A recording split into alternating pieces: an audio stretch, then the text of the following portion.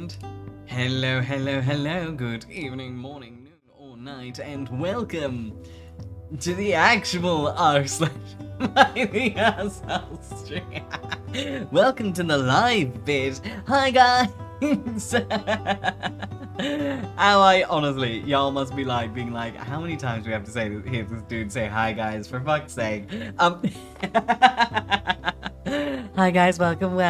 Ooh, I hope you have a lovely time in class.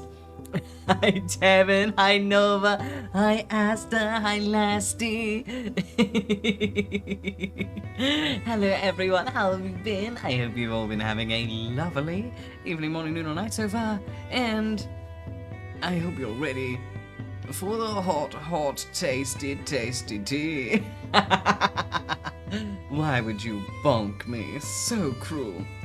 The kitties are good. Hi, Slanova. Oh yeah, the kitties are good. They're both currently in little cat donuts around the room, and it's very adorable. Why would you bonk me? That's so cruel.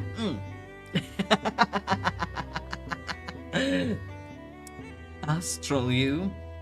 Never.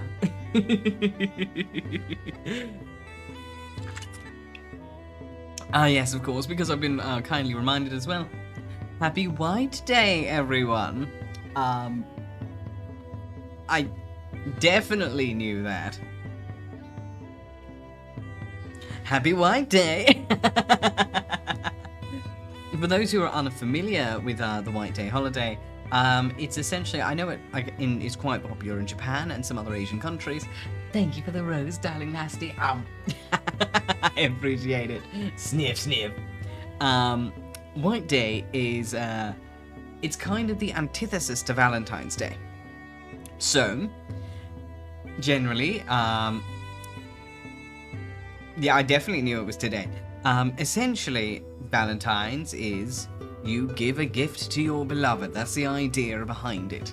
You give your beloved some treaties. White Day is the reverse. So on White Day, your beloved gives you some treaties.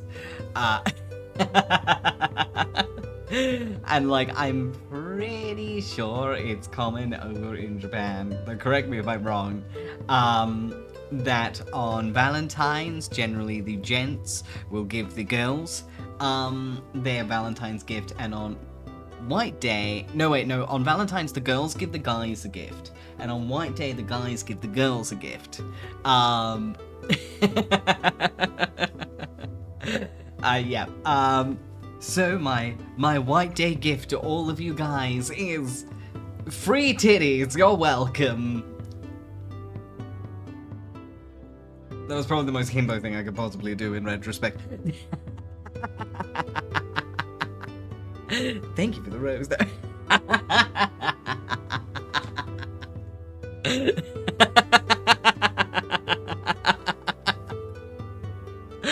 Look, I've got twink titties, okay?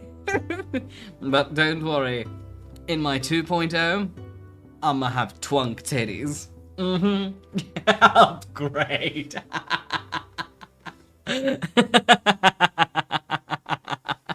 Get flashbanged.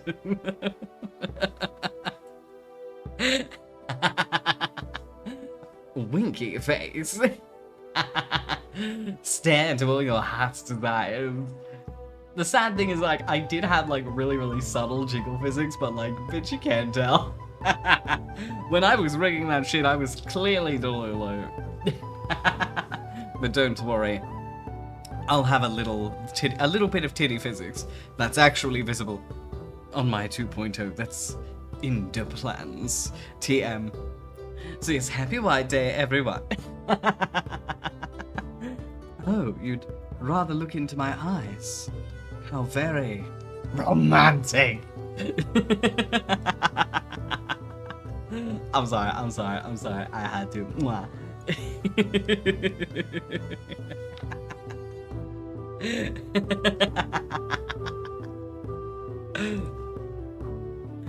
But yes, so, as many of us are well aware, the goal of tonight is quite simple.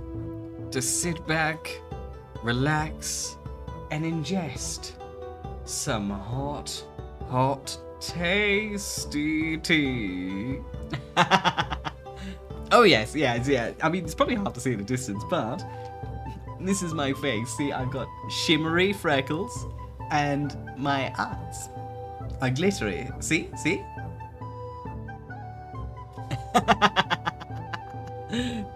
Alright, I will get out of your face now.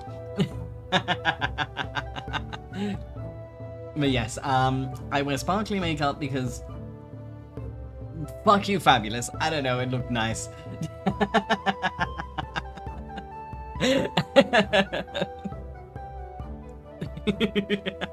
Oh, me just steal my face. 𝐿𝐍, is that you? I'm sorry. Oh my god, no. Yeah, just like in your face forever. It's just like, everybody get ready. The tea is hot tonight.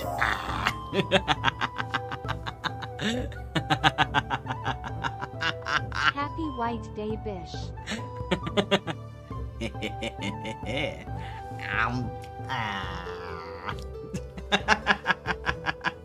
I can't be trusted.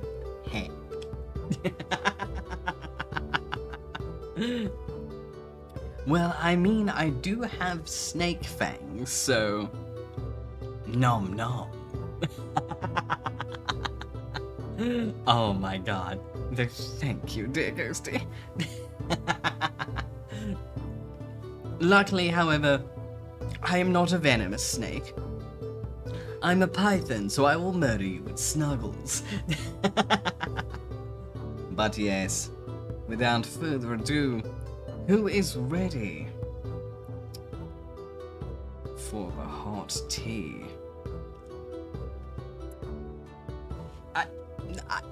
I was drinking Beppis before, but I'm drinking sports drink now. I'm being good for now. Also, I would like you guys to be very proud of me, because at work, I am starting to train myself to drink normal water while I'm at work.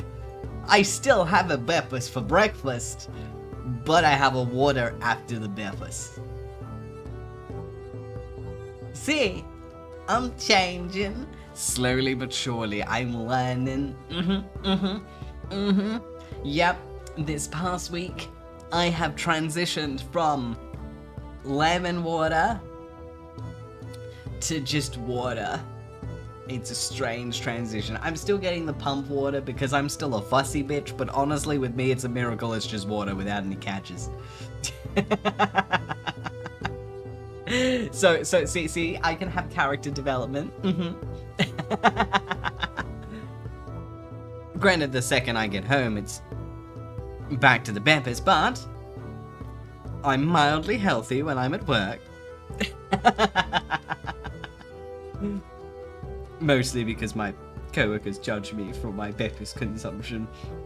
So I've started hiding it in my dad mug. Yes, Ghosty, I did. I got a quesadilla for Din-Dins, and I got a Nutella Chocky Strawberry and Banana Crepe for dessert. It was very delicious, thank you. And Ghosty got me some nibbles, and made me promise not to get, like, complete garbage. So I got a quesadilla and some complete garbage.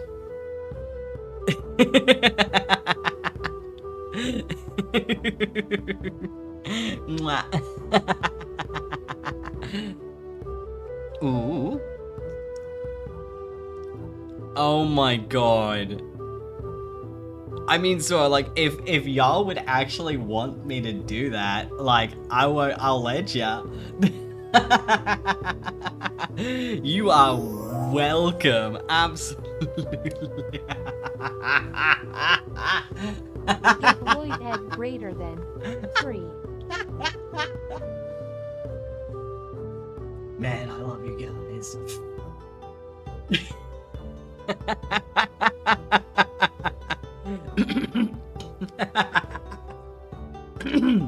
Sorry, clear my throat.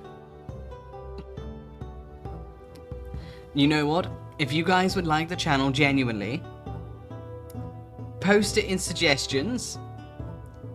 And I suppose if enough, like, if it gets enough reactions, don't worry, it's a low bar. Someone post in suggestions that you want that, react to it if you want it, and basically bully me with the what's it called? When a large group of people go, you have to do this now, and you go, okay. Peer pressure, that's it. Oh, have fun playing Raft. Oh my god, so I'd love that. That would be so good. It'd just be like,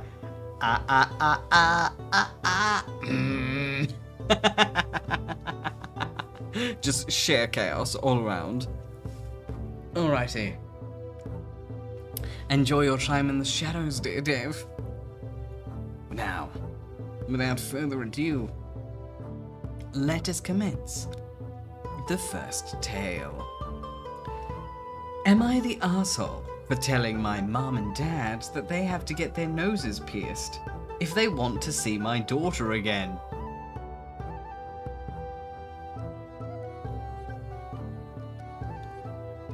That is very specific. I need the context for this. Alright. My husband and I traveled down to Mexico to visit with my family.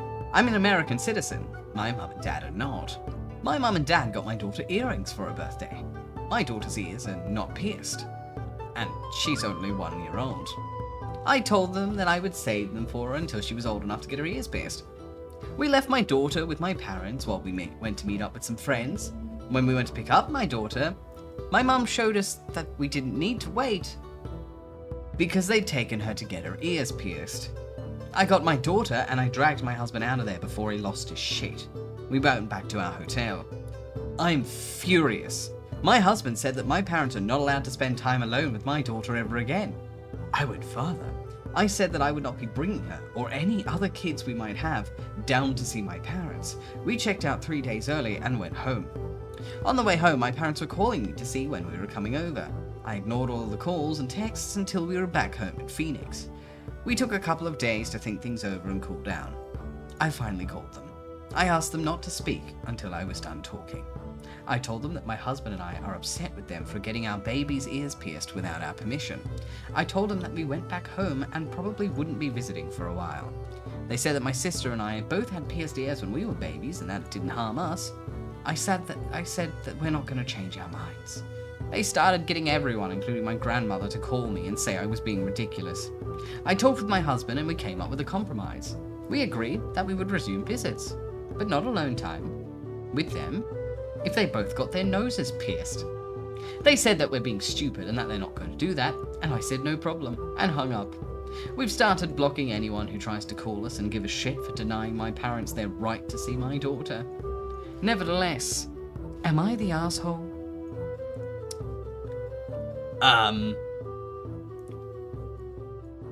Honestly, no. That's kind of based, honestly.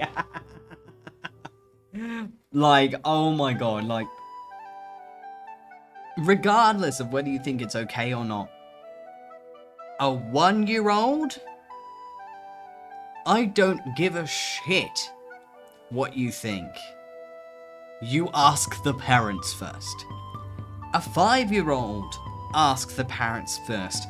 A 10-year-old, at least check in with the parents first, and that's only if the kid is really, really gung-ho for it.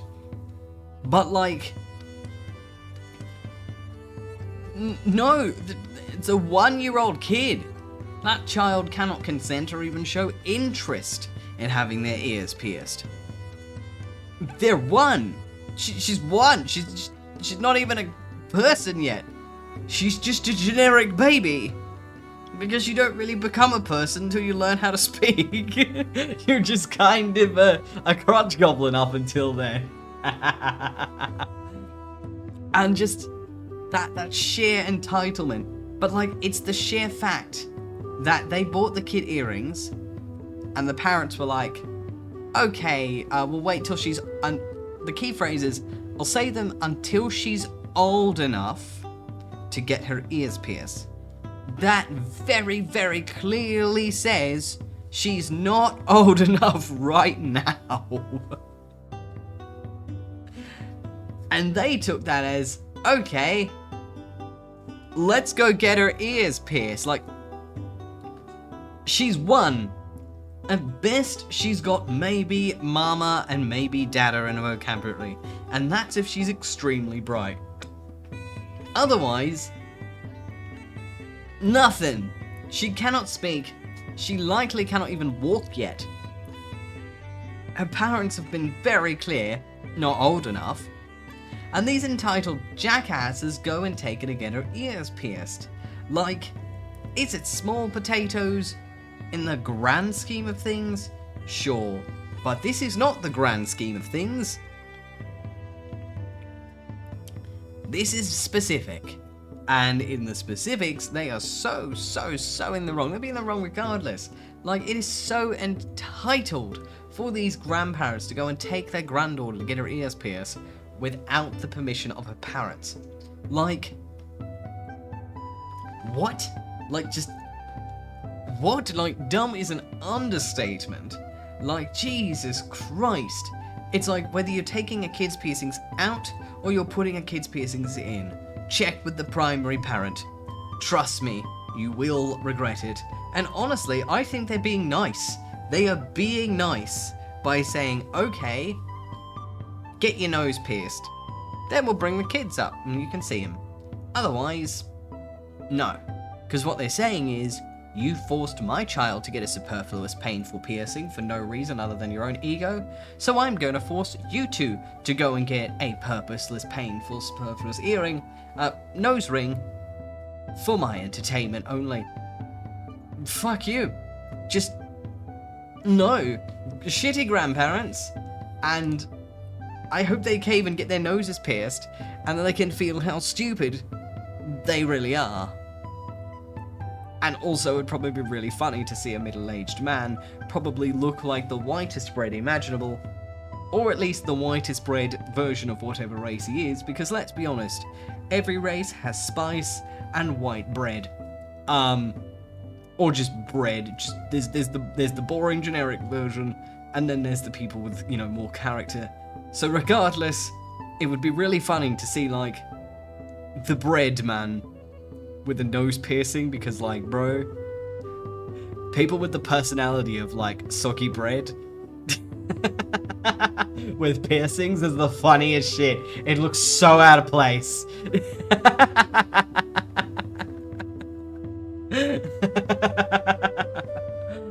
Oh my god. Alright. On to the next tale. Am I the asshole for refusing to pay for my stepdaughter's tuition because she never liked me? I mean, no, it's your money, she's not actually your daughter, and she's treated you like shit throughout the entire time you've known her, I'd assume, so... no. I, female 39, married my husband, who's the 54, 6 years ago. Together 8. Oh, we've been together for 8. He has 2 children, one who's male, 20, and a female, 19, Emma. I have a daughter, female, who's 9. I was a widow when I met my husband. Emma had severe issues with her father getting married again, while her brother got along very well with me and my daughter. He's the best older brother out there. Emma, however, did not like me, and she treated my daughter very badly too, to the degree that she almost never left my arms when my sister was at home.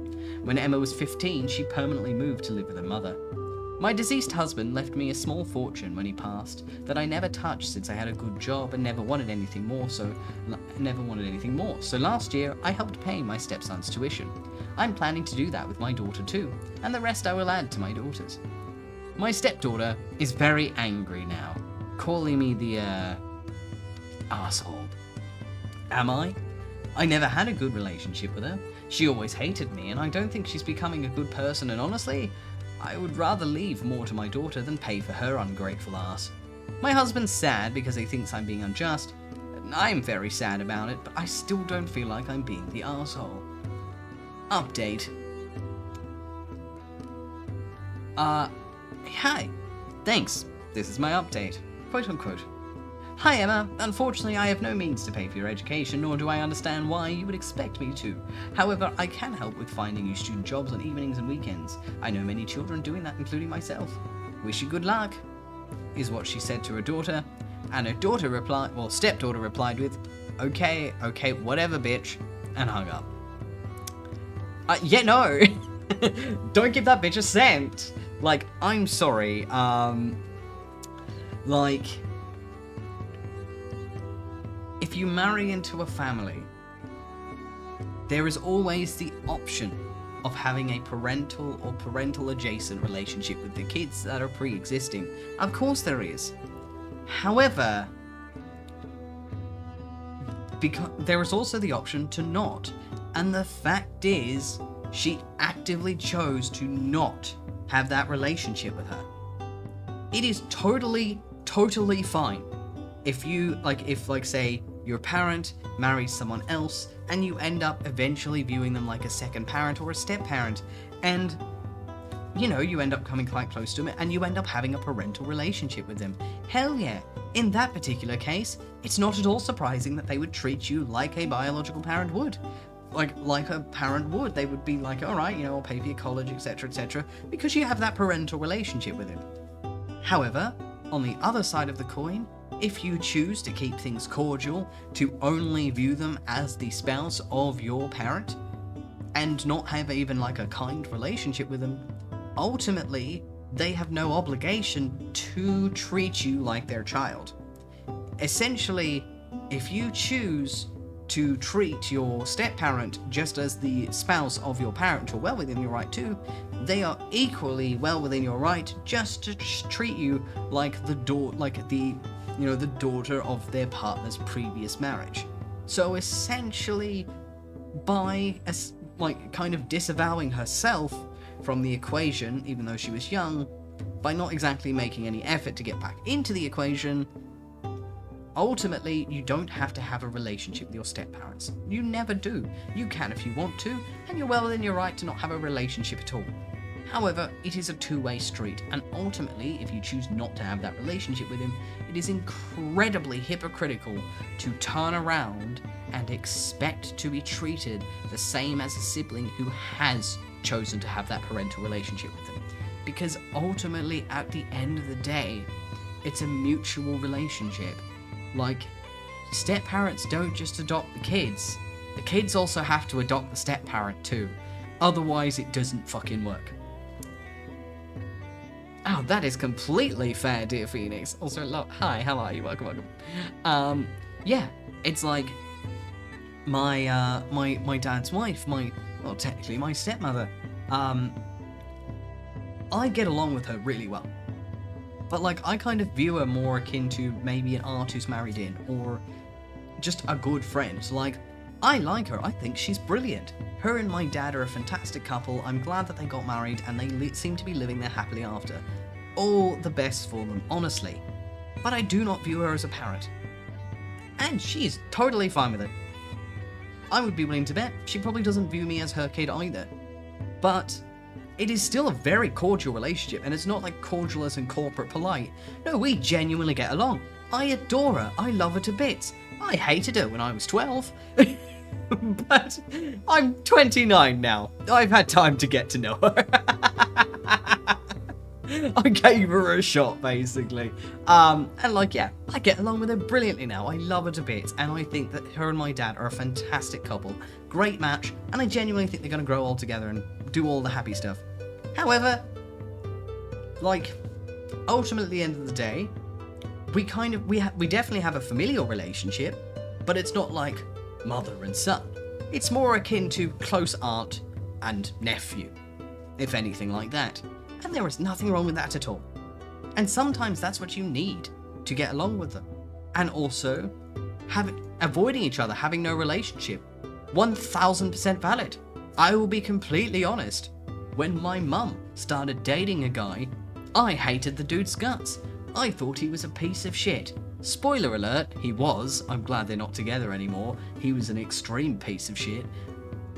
Bless me mum to bits, but she's got shit taste in men. Like, my dad's fine, but he is not flawless. But like, fucking hell. I will be honest, if she had chosen to marry this dude, no. I'm sorry. I wouldn't even talk to him. Like, if he tried to call me son, I'd be like, whatever you say, Gary. Like, I'm just giving a random name. Whatever you say, Gary. Like, I don't give a shit. Like, you are not my parent in any realm. You were just like, mum's bad tastes personified. Like, I wouldn't spend a second around the dude.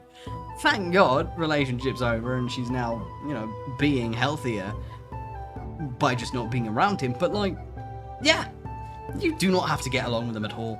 Because ultimately, we're all people and we all have the right to dislike people and to like people should we choose. Yeah. Oh yeah, and that is completely fair, Devin, honestly. Oh my god. Oh yeah, Ghosty. For real, for real. So yeah. And honestly, I think so long as it's viewed fair, then you're all good. If you choose not to have a familial relationship with him, or even a relationship at all, then just, it's fair to just not expect anything back. And then I think everyone wins kind of that way. And if either side starts unfairly expecting the incorrect response from the other, they're kind of being the arsehole. Like, that's kind of how you end up the arsehole in these scenarios. You're a hypocrite. But, you know, if it's all fair, all's fair in love and war and that shit. Yeah. And that, Phoenix, is valid as fuck to sound corny as hell. Hell yeah. Hell yeah. And there are times just like that where you end up adopting someone else because I stand by what I said.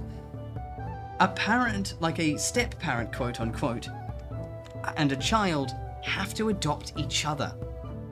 It's mutual. Otherwise it never works.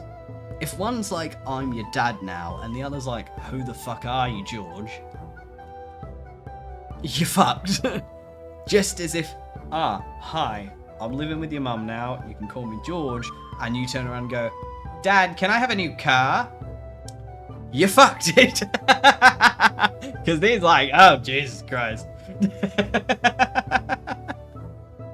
However, there are times where, like, it's like, yeah, hell yeah. And I think that's fucking awesome, Phoenix. For real, for real. Sometimes it's a friend of your parent, like a friend of your parents, or a sibling or whatnot, and you just bond with them, and you're like, you're like a father to me. Can I call you Dad? Yeah, sure. You're like a kid to me. I'll be your pseudo-dad. Fuck yeah. Bonded, parent acquired. And sometimes you meet someone in the most unknown situations, and though it is rarer, especially in parental circumstance, it is not impossible and fully cool as well. Sometimes you'll meet someone online, and they're just mum friend, dad friend, and there's just part of you that's like, you know what? Father. Or mother. And they're like, crotch goblin. Done. Easy. You've got a parent now. Now they have to help you when you're poor.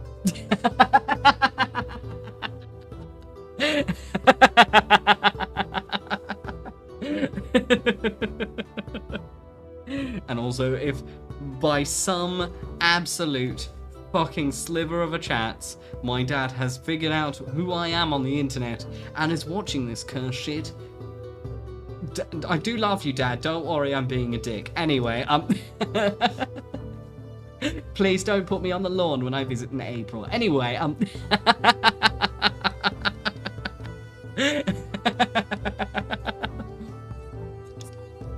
exactly, lass. Oh, 100%. 100%. 100%. Kids are way brighter than we give them credit for. It's like, a lot of people just look at kids and go, kids are dumb. And they just kind of drop it there. And it's like, there's nuance to it. Kids aren't dumb. It's like, imagine a child like a growth spurt. It's easy to just go, oh, a growth spurt. They turn from a toddler into a lanky string bean into an adult. Like, that's kind of what you imagine. But growth spurts, in reality, work differently.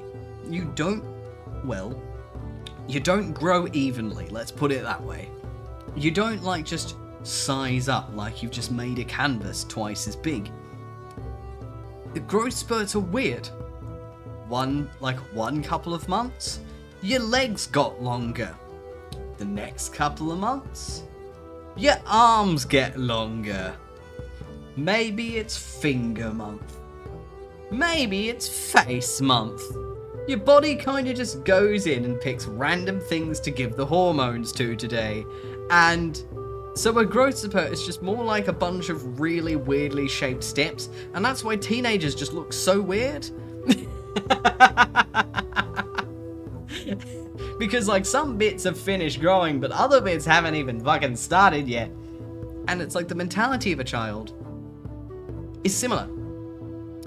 So essentially, like, with smaller kids, you'll find that they're very bright in some areas, but just very naive or clueless in others, because the brain works a little bit similarly. Like, their language center will grow for a bit, then their physical center will grow for a bit, and it'll kind of be the same as hormone gacha in their brains. So kids can be surprisingly dumb and surprisingly smart at the exact same time. They're nuanced, just like the rest of us, because let's be honest, we were all crotch goblins once. And there's a reason we forget that period in our...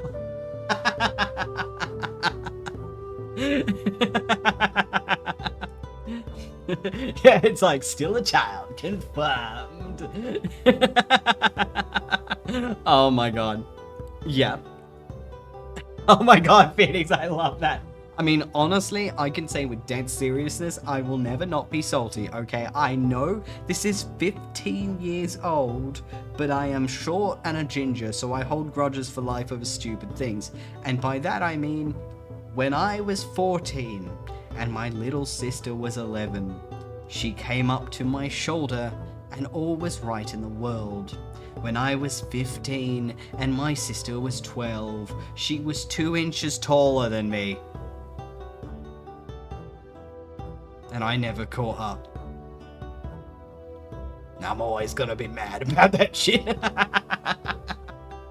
She fucking just shut up like a goddamn weed. It was like watching the horrors occur in slow fucking motion.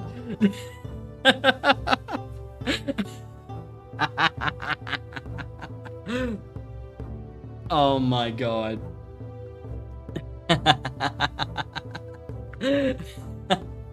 I wish I could say mine was a joke. It was a horrific reality. I went from being all is right in the world to... my little sister is taller than me. Fuck. She's not even 13 yet. Yeah, that was a truly painful reality check of sorts. Oh my god. But it's okay. I've been built short and mildly compact, and by that I mean I'm at perfect kneecapping height.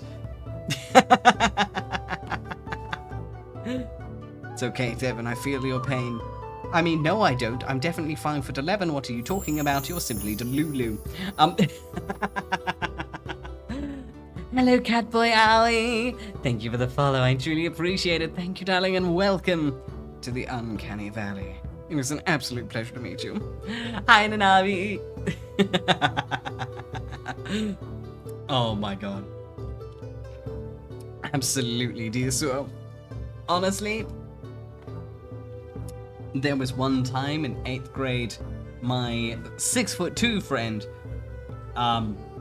nearly successfully put me in a trash can because I'm small and not that heavy.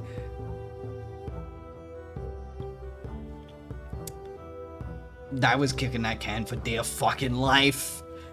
Oh yeah, he just picked me up and I'm like, putting you in the bin now, and I'm like, don't you put me in the motherfucking bin, I'm gonna scratch your eyeballs out, and he's like, haha, no you can't reach motherfucker in the bin. I'm like, nah. He didn't successfully put me in the bin, but the bitch tried. I pulled a comet and stuck my legs on both rims and locked them in place.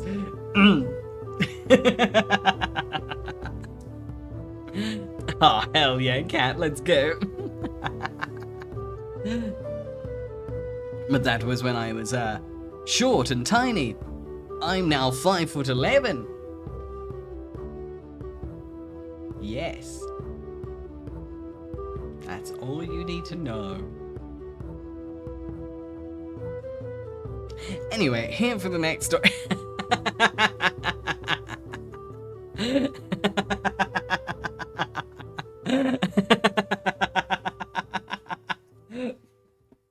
Look, half of the point of becoming a VTuber is sharing your delulu with the masses. And my delulu is I am definitely not 5'3". What are you talking about? Tear rolls down face.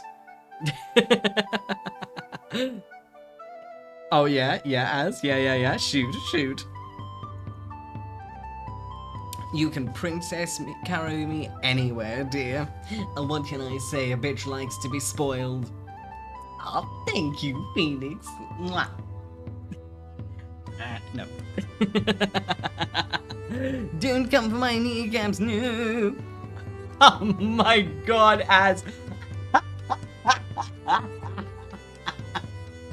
The Australian in me finds that to be the funniest shit I've ever read. Oh my god.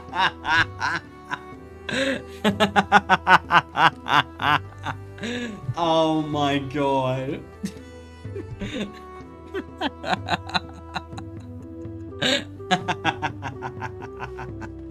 Oh my god, that is actually hilarious. Holy shit. Just wipes tear from eye. Oh my lord. Alrighty. On to the next tale. Am I the asshole for taking my grandchildren to Disney for the first time without their mother and refusing to apologize when confronted? My son made this account and asked me to post this story because he claims my normal meter is skewed and the internet is going to tell me I'm an asshole. I recently babysat my grandchildren, 5 and 4, for a period of 4 nights and 5 days so my son and his wife could attend a wedding in Mexico and spend a few days on vacation. They approached me since her mother would not be available, and I initially said I wasn't comfortable with that. It seemed like a long time to watch the kids, and she had point blank told me that the woman's family is more important than the man's. So I was irritated. I was being asked and not her mother. I will admit that I did give in when my son became very emotional, but I feel like they were being very manipulative. While I had the kids, I was invited to a birthday at Epcot and wanted to go.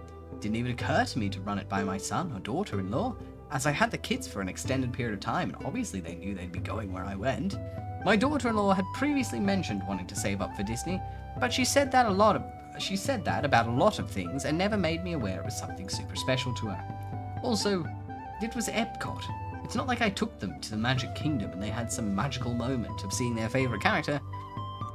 When they returned and found out, my daughter-in-law was furious and burst into tears. She said I stole one of her kids' firsts and called me entitled. To be honest, I didn't react well to being called entitled when she was the one who had previously demanded the babysitting. My son asked me to apologize as she was distraught over missing their first Disney trip, but I declined and asked them to leave. My son reached out again and said I should have asked for something that big, and his wife feels robbed. I know she's a huge Disney person, but it was Epcot, not quintessential Disney, and I don't feel I should have had to miss out on a birthday party I'd wanted to attend. I told my son I'm not apologizing for anything, and maybe they should think about how they made me feel when they didn't respect my initial no.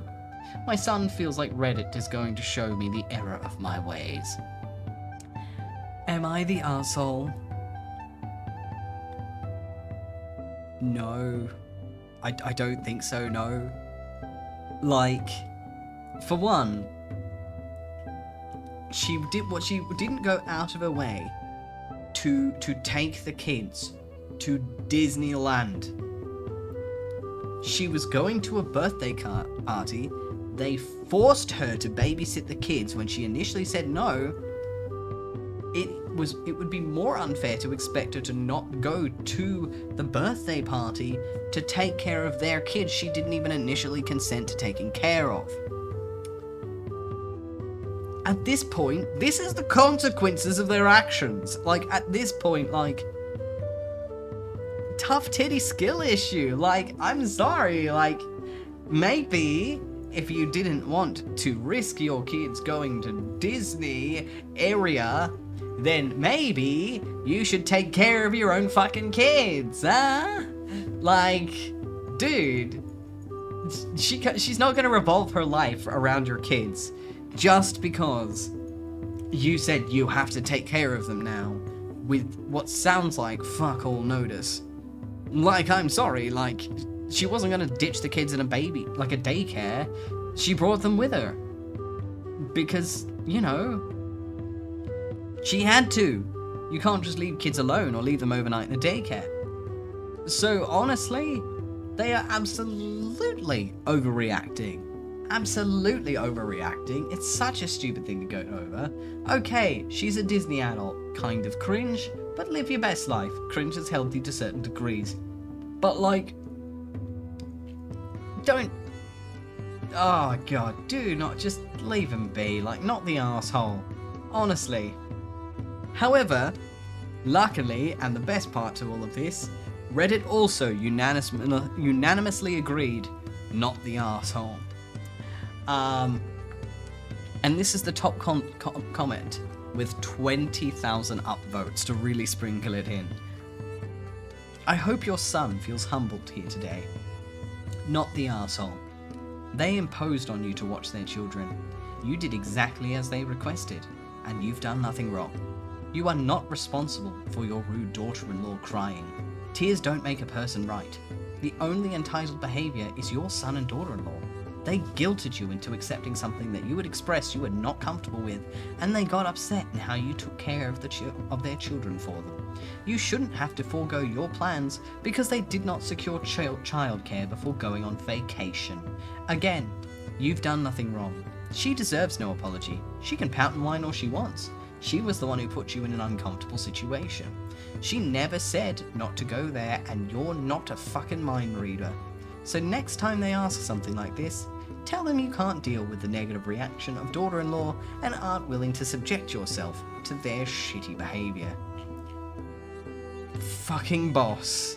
Oh my god. Like, Jesus Christ. Honestly, I am so damn glad that Reddit is fully on the side of the poster, because I am sure that son is like gritting their teeth in frustration, like, why isn't Reddit agreeing with me? They're supposed to agree with me. Fuck yeah. Yeah, but honestly, if you're a parent, you have gone out of your way to have a child. Like, children don't just pop out like in the fucking Sims. They don't even just pop out in the Sims. There's still a gestation in the damn Sims. Like, having a kid, like, that is not something that just happens. You have to, A, do the doodly-doo and not wrap it before you tap it. B, getting someone pregnant is not as easy as it sounds. There are certain times of the month and certain periods of, the cycle, etc., where it's more likely than others. So generally, if you want to get someone pregnant, unless you've just got gacha luck, you have to try multiple times, quite often, before you finally get them pregnant. Because sometimes hormones just go, nah. So, for one, they've had to, statistically speaking, they've had to unwrap it before they tap it multiple times. They have to whiz on the stick, discover they're pregnant, actively choose not to seek out an abortion of any kind. The pregnancy lasts for approximately 9 months on average. So that's 9 months of preparing for this baby. And you have that you have to actively choose not to put this child up for adoption and take them under your wing. You name them, you do everything for this kid, you bring them home. I'm sorry, at that point, you've locked yourself in, it's your fucking responsibility. You've created this little crotch goblin, you fucking take care of it. Like, there were so many points where you could take it back. This isn't the old days. This isn't before technology, before modern medicine. There are so many points along the pregnancy track where you can stop it and turn around.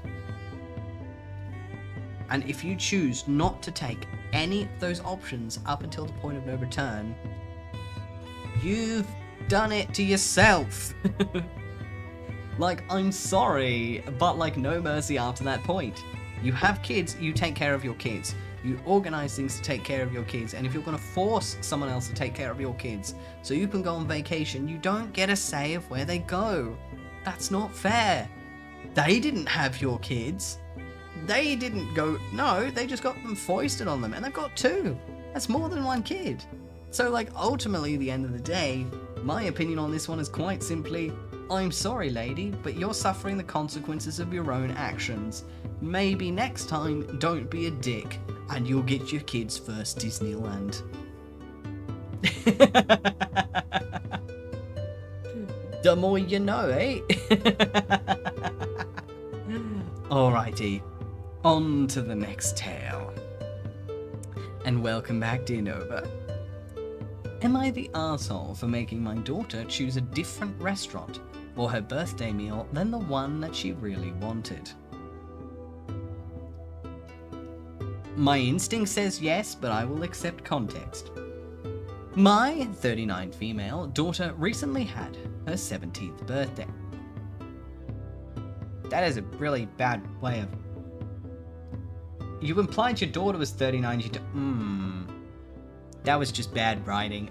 Daughter 17, poster is 39, just to clarify, because they didn't. My husband, 42 male, and I told her to pick out a restaurant that she'd like us to take her to for her birthday. She chose a seafood restaurant that we'd never been to. In looking over the menu, I saw that the vast majority of the dishes contained shellfish. There are a few fish entries, as well as some surf and turf, but there are only a couple of non-seafood dishes. Our son, 15 male, is deathly allergic to shellfish. He also can't stand fish. There are only a couple of dishes there that he could actually eat. I didn't want to take him there because I knew he wouldn't really enjoy his meal, and I was worried about cross-contamination. I told my daughter that this restaurant wouldn't work and that she'd have to pick a different one. My son said that he would be fine just staying home, that we could use the money that we would have spent on his meal to just order him a pizza instead. My husband also insisted that since it was our daughter's birthday that she should be able to choose the restaurant and that our son would be fine home alone with pizza and video games. But here's the thing. We can only afford to go out as a family every so often. When we splurge on a restaurant meal, I want both of our children there. I insisted, and my daughter chose a different place, and we had a nice meal as a family. But she's still a little salty that she didn't get to have her first choice of restaurants. Most people I've asked say I'm wrong, but again, we can only afford to go out every so often. Is it so wrong that I wanted to do it as a family? My daughter still had a nice birthday meal. Yeah, arsehole. Yeah, no, there's a reason most people you've asked have said you're wrong, ma'am. It's because you're wrong. Like, this situation had sorted itself out. This was the cleanest possible scenario you had, and you still went Karen on it. Okay, son can't eat shellfish. Son can't go to the restaurant. Son was consulted, and son said, yeah, that's fine. I'll stay home with a pizza. That works with me. Son was completely fine with not going. Completely fine. Husband, also completely fine, because the son was clearly happy. If anything, the son probably didn't want to go to some corny 17-year-old girl's birthday party when he could stay home with a pizza to himself, some sodas, playing his favorite games. I was 15 once, I was also an introvert, still am, but I was an emo introvert when I was 15. If my mum had come up to me and gone, okay, me and your sister, we're going out to your sister's picked a restaurant that you're like allergic to, maybe everything is just full of so much lactose I die, so we can't bring you with it, like we wouldn't be able to go if we brought you. And if I was like, hey, you let me Uber Eats me a pizza or some shit, get me some peppers, and leave me the fuck alone to read my gay fanfics, I am good. I will just draw all night, I will not give a shit, I will have my tasty food, I will have my tasty drinks. I'm an introvert, I don't like the loud noise of a large, busy restaurant anyway. Have at it, enjoy your nibbles, and maybe bring me back, I don't know, a dessert that has like slightly less lactose than the rest. Ciao for now, don't give a shit. And like, that would be my reaction. I fully empathize with the guy. I would also be like, nah, I don't care. Especially like, clearly the compromise of letting him have a pizza and shit, like he probably didn't want any seafood or any of it. So he was like, oh fuck yeah. It's either suffer a seafood restaurant or get a free pizza. I'll just get the pizza. Like, leave him be. He was fine with it. Your husband was fine with it. Your daughter wanted to go to this restaurant specifically.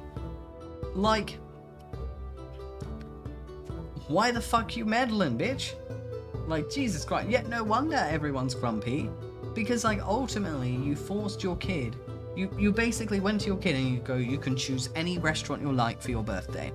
Any restaurant you like, we'll go there for your birthday. And the kid's like, okay, I like this one. And then you respond with, you can choose any restaurant you like for your birthday except for that one. We can't do that one. Any other restaurant you like for your birthday. Well, the kid's just like, well, what the fuck was the point then?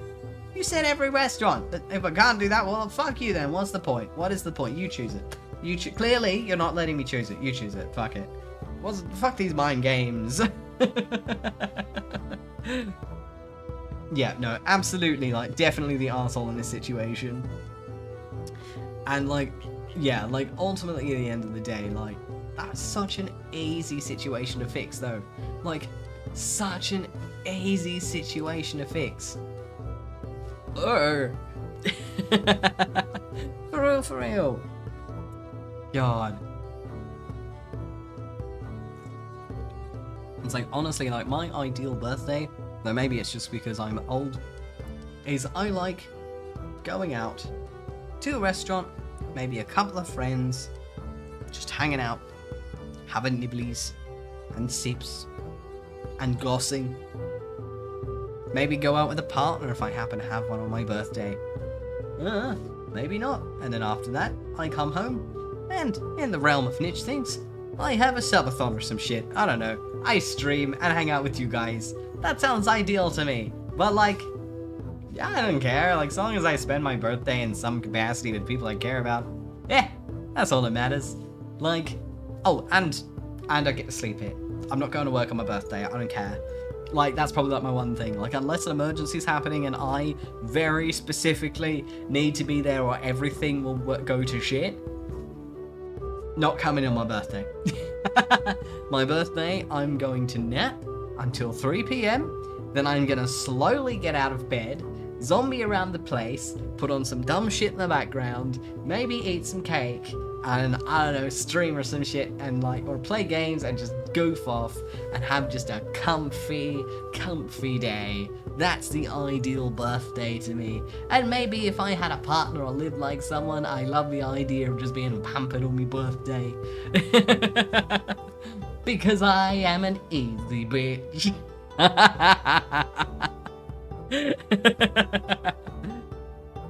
Yeah, for real. It's just like, kind of like, if you die and I'll show up, but like, you best understand, the minute you stable, I'm out.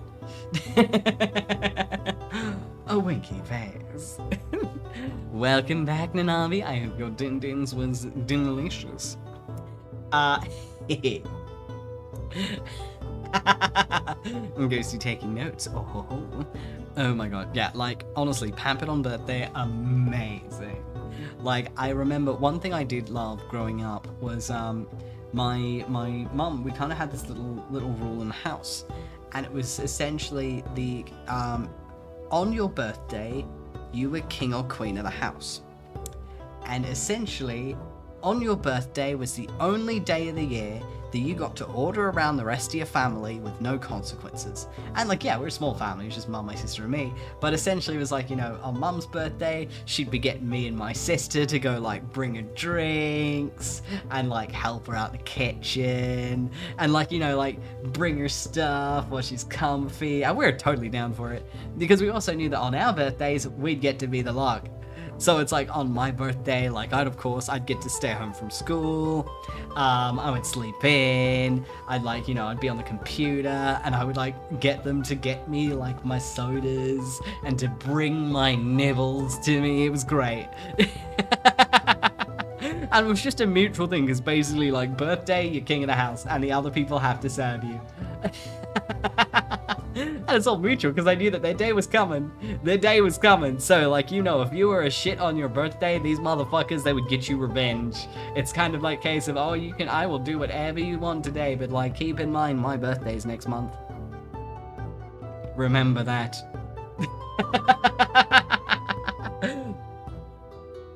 Revenge is a dish best served cold and on a platter.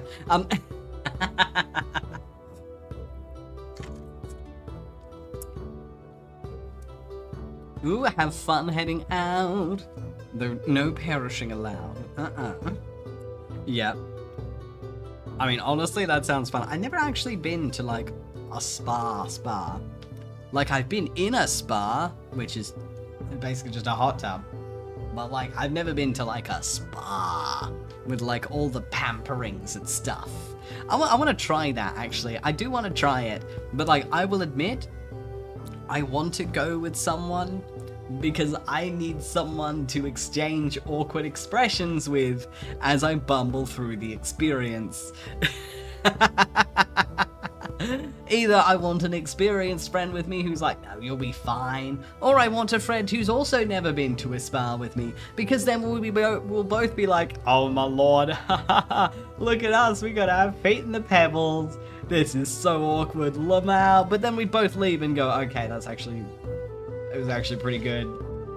Yeah, we gotta do this shit again. Oh, that sounds nice. So, oh shit, no, the heck yes. God, it's like, I love just like trying things like that. Like, there's charm in it.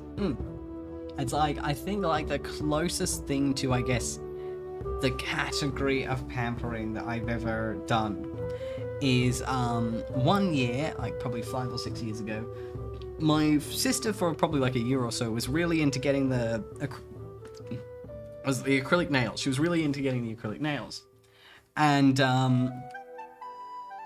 so 1 year, I think for her birthday, I offered to go with her. I was like, yeah, hell yeah, I've never gotten the fake nails, I'm curious.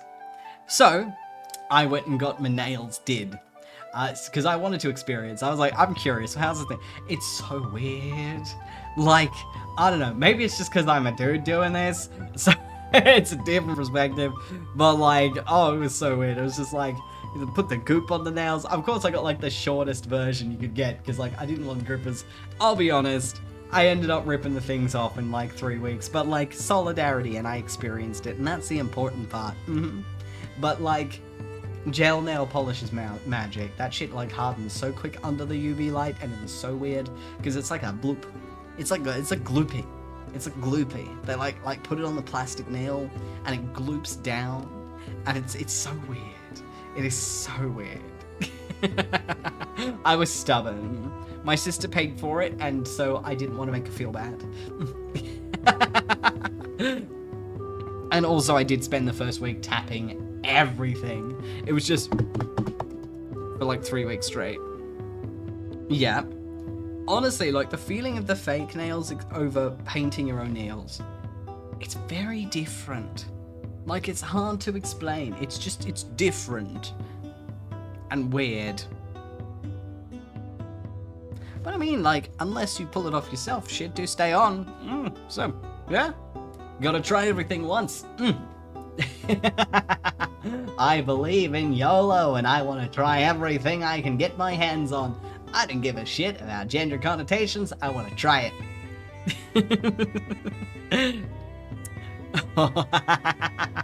Well, dear ghosty, you know what they say down here in Australia? Tough titties. If you like it, then you keep doing it, and who gives a shit what anyone else thinks? Alright. On to the next tale. And now...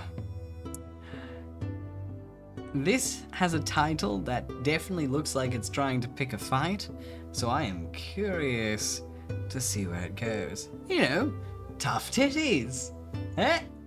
It's like, oh, you want to do the thing you can't do? Oh well, tough titties. Moving on.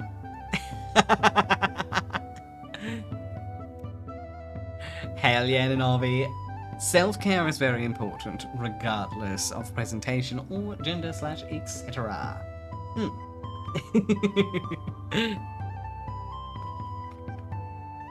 I don't know, Sky, I don't make the sayings. Dramatic hair swoosh. Of course, have a wonderful rest, dear ghosty. Mwah. Alright. Am I the asshole for telling a doctor to shut up on a turbulent flight?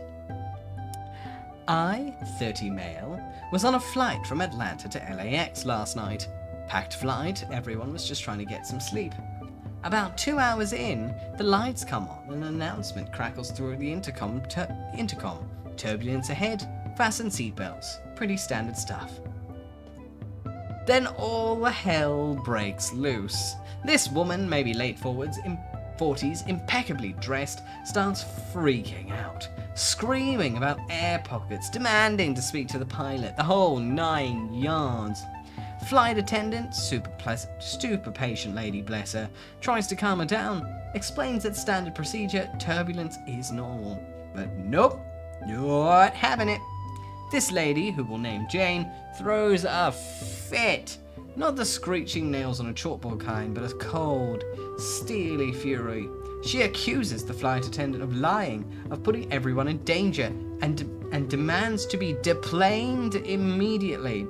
Flight attendant says that is not possible mid-flight, and Jane launches into this whole spiel about how she's a doctor, pulls out an ID to prove it, and if something happens, it's on the airline. Now the rest of the plane is awake. People are grumbling, someone looking scared, a baby starts crying. Flight attendant is trying to reason with Jane, but it's like talking to a brick wall. Finally, I just lose it. I yell out, probably a little too loudly, "Look lady, we all get turbulence. It's not a 5-star resort, but it's safe. Sit down and shut up before you get yourself arrested." Everyone stares at me. Jane spins around, eyes blazing, and starts in on me about disrespecting a medical professional. I fire back that a real doctor wouldn't cause a scene and freak everyone out. The flight attendant dives in, trying to mediate, but the damage is done. We hit some turbulence, not terrible, but enough to jostle the plane. Jane freaks again, and some people start getting panicky. I feel awful, like maybe I made things worse. The flight attendant gives me a look that could curdle milk, but then steers Jane away to talk to her privately. By the time we land, things are calmer, but the tension is thick. Jane gives me a withering look as she disembarks, and a few people mutter a thanks under their breath. So, am I the asshole? Did I just escalate a bad situation, or was I right to shut down a meltdown that was putting other passengers on edge? I'm honestly not sure. Ooh.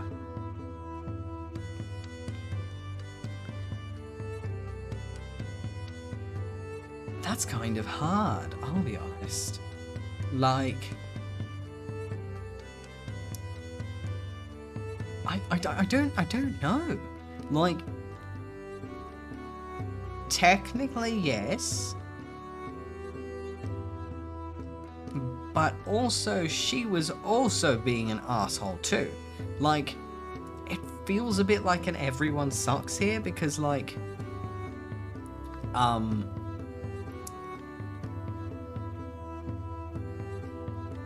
it's like, ultimately, like, having a meltdown, freaking out just in general, like, that's not a crime. That's not a terrible thing to do. But she did start, like, ripping into this poor flight attendant just for doing their job. And that is asshole behavior. I don't give a shit if you're a doctor, a lawyer, the fucking president. If you treat people who are just doing their jobs like dog shit because they can't immediately give you what you demand because it is either impossible or incredibly difficult to perform on the spot, you're a dick. Just straight up, you're a dick. Like, and the thing is as well is, being a medical professional doesn't make you an aerospace professional. You can be the most amazing doctor there is and know fuck all about aeroplanes. Because that's the point of specializations. You pick a category and you get good in it generally, and you don't get good in the other categories. Like this. So it's like, overall, yeah, fully in the wrong. And she did, and she was, I mean, it's like, I can see the thought process behind the OP. In that she was actively making it worse for everyone. You cannot deplane mid-flight. That is not how it works. If she wants to get deplaned mid-flight, she's not getting off the plane in a safe manner. Let's put it that way. Like, yeah, and just... yeah, like, yeah, I mean, let's see. No, she doesn't specify whether or not she's a medical professional. Oh, no, yeah, she does. Yeah, she is a medical professional. So she is a medical doctor. But, like, that doesn't change the fact she doesn't know anything about turbulence. And, like, I don't think OP was in the right to step in, especially in the way he did. Like, he did, like, he did step in a dickish way, but she certainly is not innocent either. Like, OP is definitely in the wrong. He peanut galleried in a situation he was not involved in whatsoever, and he wasn't trying to help, he was just trying to be a dick. But also, she was 1000% in the wrong as well. She was essentially throwing a selfish tantrum that was setting off everyone in the flight over minor turbulence.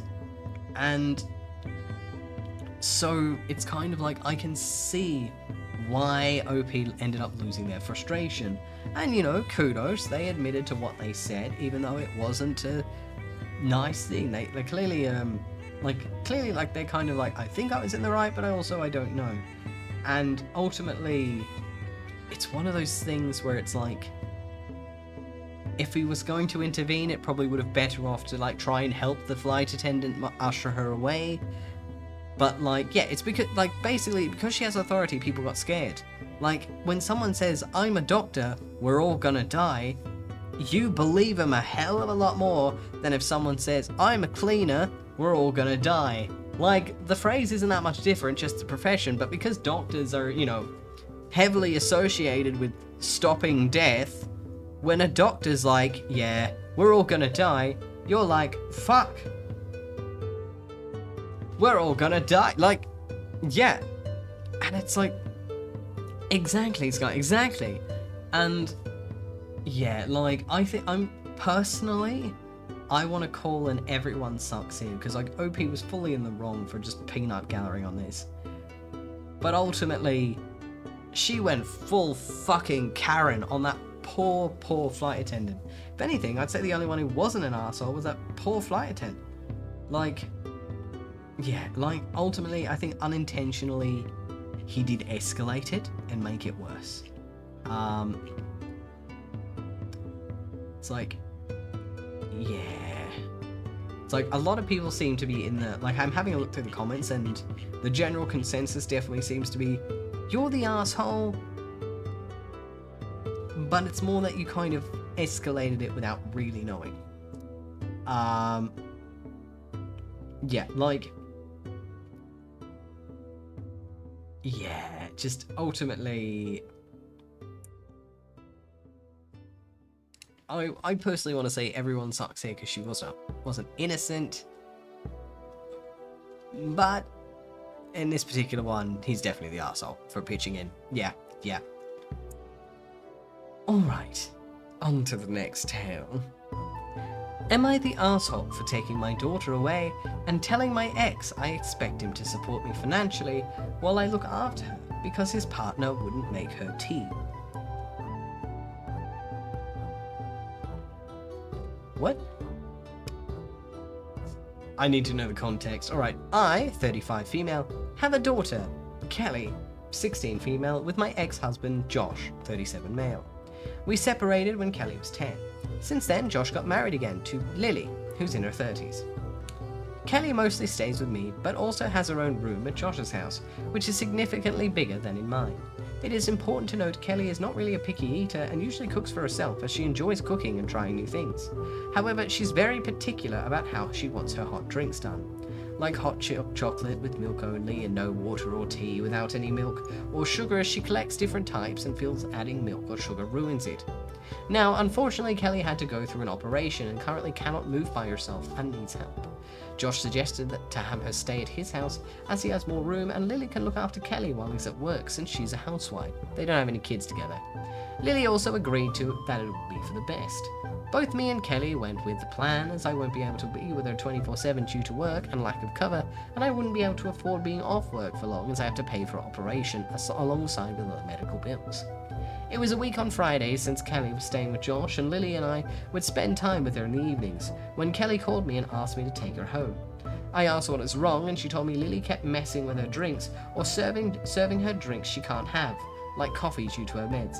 And when my daughter tried to raise it with her, Lily said if Kelly doesn't like it, she can make her own, knowing perfectly well that my daughter's currently bedbound. Well, I took her home, and I have told my ex that I'm expecting him to cover the medical bills and some of my expenses, since Lily failed to do her job and her treatment of Kelly. I've refused to give her a second chance despite Josh asking me to, and was called an asshole by him and my in-laws. Am I the asshole? I want to say no. I mean, yeah, no. Honestly, like, it is so unfair to turn to someone who's bedbound, like, can't fucking move, deliberately give them something you know they either can't have or don't want, and when they're like, I can't have that, respond with, if you don't like it, you can make it yourself. Poor Kelly. I'm very glad this mum took her back. I think she's fully in the right. I hope she gets better. But like,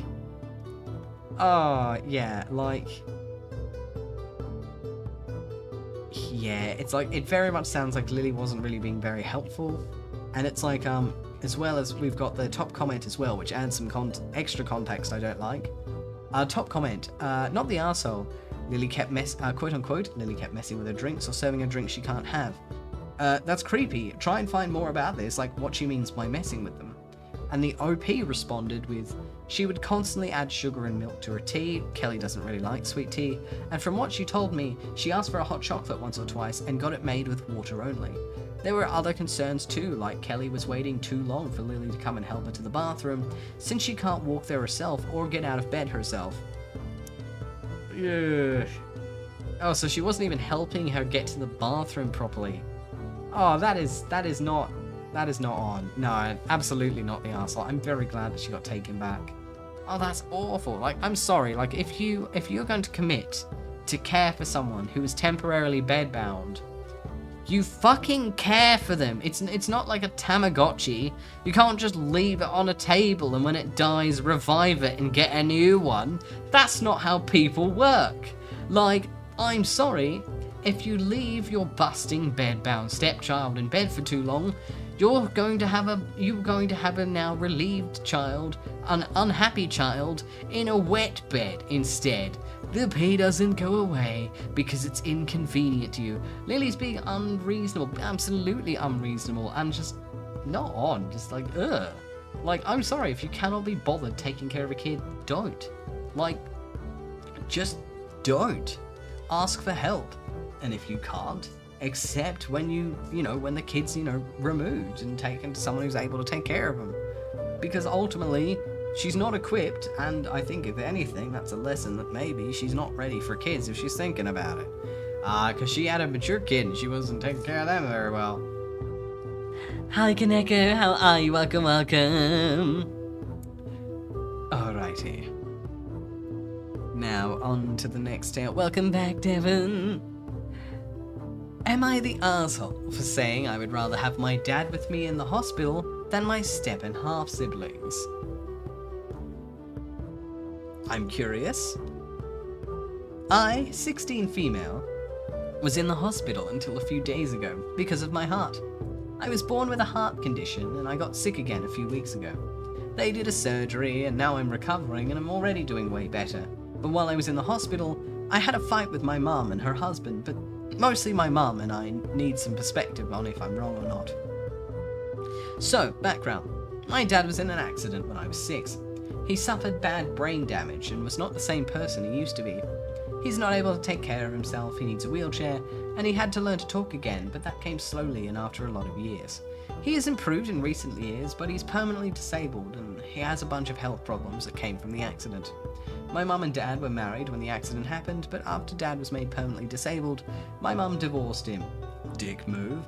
He's taken care of by my uncle, his brother, now. Mum told me it was in our best interest to move on. So then my mum ended up marrying a guy called Jason. When she told me she was dating him, I called her a bunch of names and did not take it good. I also didn't take the news of the divorce easily either. I was so angry. Mum told me it was better for us, so Jason moved in, and they got married. Then we found out that he had a then 4-year-old he didn't know, and she moved in. Then Mum and Jason had 2 more kids together. One big issue I have is that Mum expected me to see Jason as my new dad, and she encouraged me to let Dad go and instead rely on Jason. She tried to cut me off from Dad, but the courts did not like that, and even though he doesn't have custody where I live in his house, I get to see him several times a month per the courts. My mum thinks I would be healthier and have a better life if I let Jason be my dad. Jason's told me a few times how much it offends him that I would rather have someone who can never be a dad to me again over him. I'm not very close to my stepsister or half-siblings either. I know none of this is their fault, but I don't spend a lot of time at home and I don't want to be around them because it means being around either Mum or Jason. So anyways, when I was in the hospital and they told me about the surgery, I called my uncle and asked if Dad could come and see me and be there for some of it. My mum didn't like that and she told me that she didn't want the other kids to see my dad because of the way he is. I told her they didn't have to see him, but I wanted to.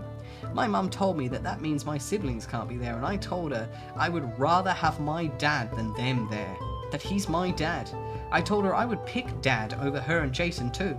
I told her she might have declared him worthless because of his disability, but he will always be my dad and she better accept it or she'll lose me. My dad was with me before surgery and when I woke up. Mum's still pissed about what I said. She held on to it until I got home from the hospital, but she said my siblings feel so rejected by what I said. Am I the asshole? No. No. Absolutely not. Absolutely not. Like, dude, her dad didn't choose to become disabled, and like it's ick that she like divorced him pretty much as soon as he was declared disabled.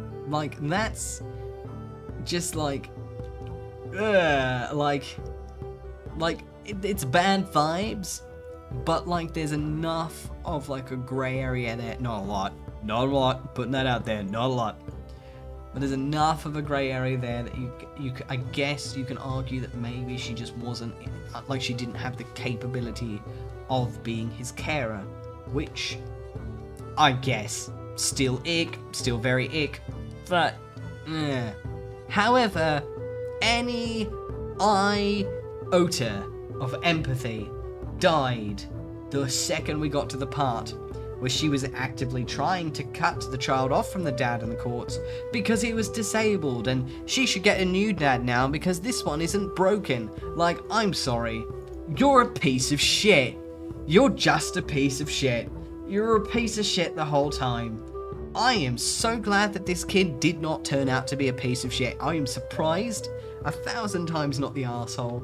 This kid is fantastic. Has got a good sense of reality, a good sense of loyalty, and it's nice to know, and I'm sure her dad appreciates it as well, that she at least cares for her dad, because it turns out the love of his life didn't love him back anywhere near as much as he thought she did. Hi, Commodore. Welcome, welcome. Hi, Ham. Ah. Let's be honest, this mother probably has a blonde bowl cap. Yeah, like, what the fuck? And the fact that literally the reason that the dad, like, having the dad and the new kids in the hospital room at the same time wasn't able to was literally because she didn't want her kids, her new kids, to see what OP's dad was like. I'm sorry, bitch, are you afraid they're gonna catch a disability or something? Do you think they're gonna catch wheelchairitis or some shit? Fuck off. That is obnoxious. I'm sorry, but shockingly, people in wheelchairs exist. I know, right? Fucking revelation. Oh my god. People with disabilities, right? Get this, brain blow, exist. Oh my god, fucking revelation. This woman is an absolute cow, and honestly, I'm glad that OP stood up against her. Yeah, like, oh, god, what a bitch. Just, Jesus Christ. Nah, not the arsehole. 1000% not the arsehole. Hello, Xana, how are you? God, ableist feels like an understatement. Kids will catch crushes. Yeah, like, fuck off. Fuck off. Yeah, like, let's be honest. If I have a partner and they ended up in a wheelchair, I'd get them the wheelie chair. They can drive around themselves, because then I'll take them to a parking lot and say, okay, baby, do me some donuts. And then while they do donuts, I'll be like, unce, unce, unce, unce, unce, unce, unce. And then probably meat spin them, because I'm mean. But, like, the point is, like, come on. Like, yeah, honestly, I hope that they do get to it, like, when they grow up, they manage to just get away from the mum and stuff. Like, come on. Come on. You. Just, oh, God. Disgusting to disable some, like, to just, nah. Some people are nasty. Exactly, Kaneko, that is so based. Come on. Like, life in a wheelchair is obviously different. It's difficult. There is a reason it's a disability. However, you look way sicker doing donuts in a wheelchair than you do doing Michael Jackson feet. I'm sorry, but if you run around in a circle yelling donuts versus drive around in a wheelchair in a circle yelling donuts, I'm saying only one of you's gonna look like a raving tit. I don't know, like, wheelchair's gonna look like, hey, he's having fun, live your best life. The guy running in circles screaming donuts is gonna look like a raving lunatic. I'm sorry, like... Everything has an upside, even if it's small. And that's the mindset I would have if I ever got stuck in a wheelchair. I would be like, fuck, my legs are dead, that's inconvenient, time to learn how to do donuts. But why not?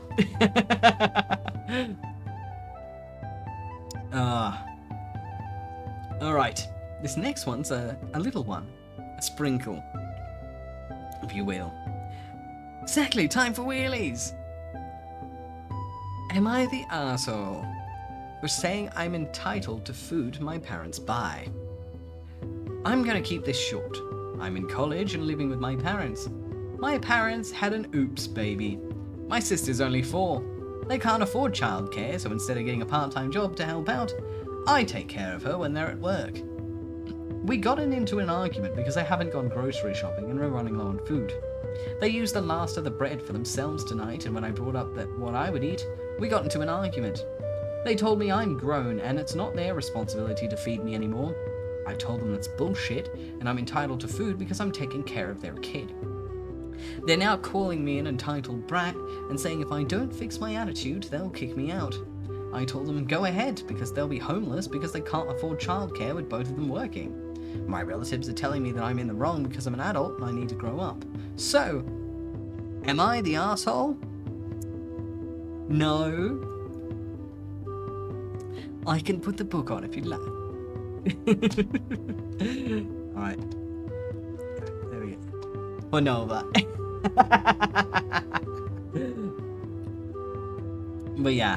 Easy, like, not the arsehole. So easily not the arsehole. Like, hands down, no BS, nah.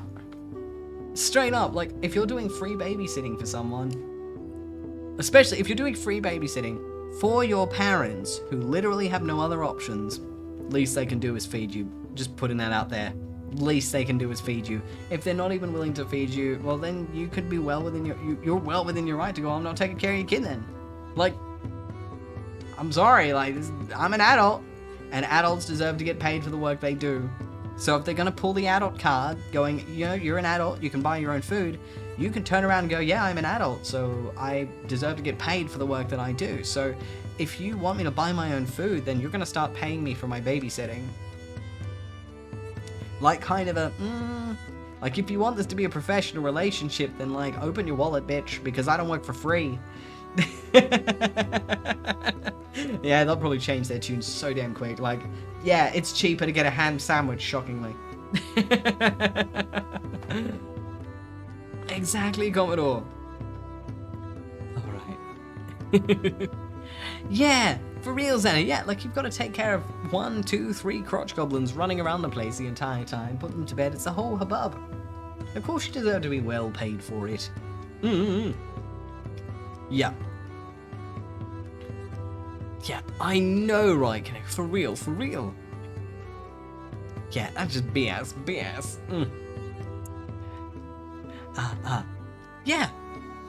Exactly, Commodore. Like, they're shooting themselves in the foot. Yep, exactly, Deb, yeah. And they're gonna wonder why that child will grow up and go, I don't like you fuckers, you're pricks. Alrighty.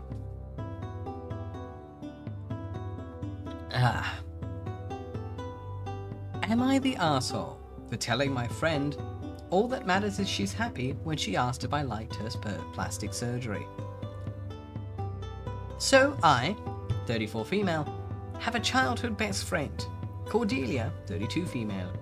Cordelia was one of the most beautiful women I have ever seen, but she's always had severe self-esteem issues.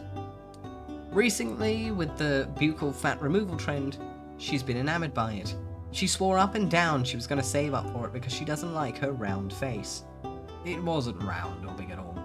So she finally saved up the money and flew to LA to get the surgery.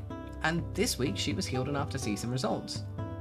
Me, personally, I think the people who get that procedure look bad, but my opinion doesn't matter, because if this is what makes you happy, then that's literally all that matters.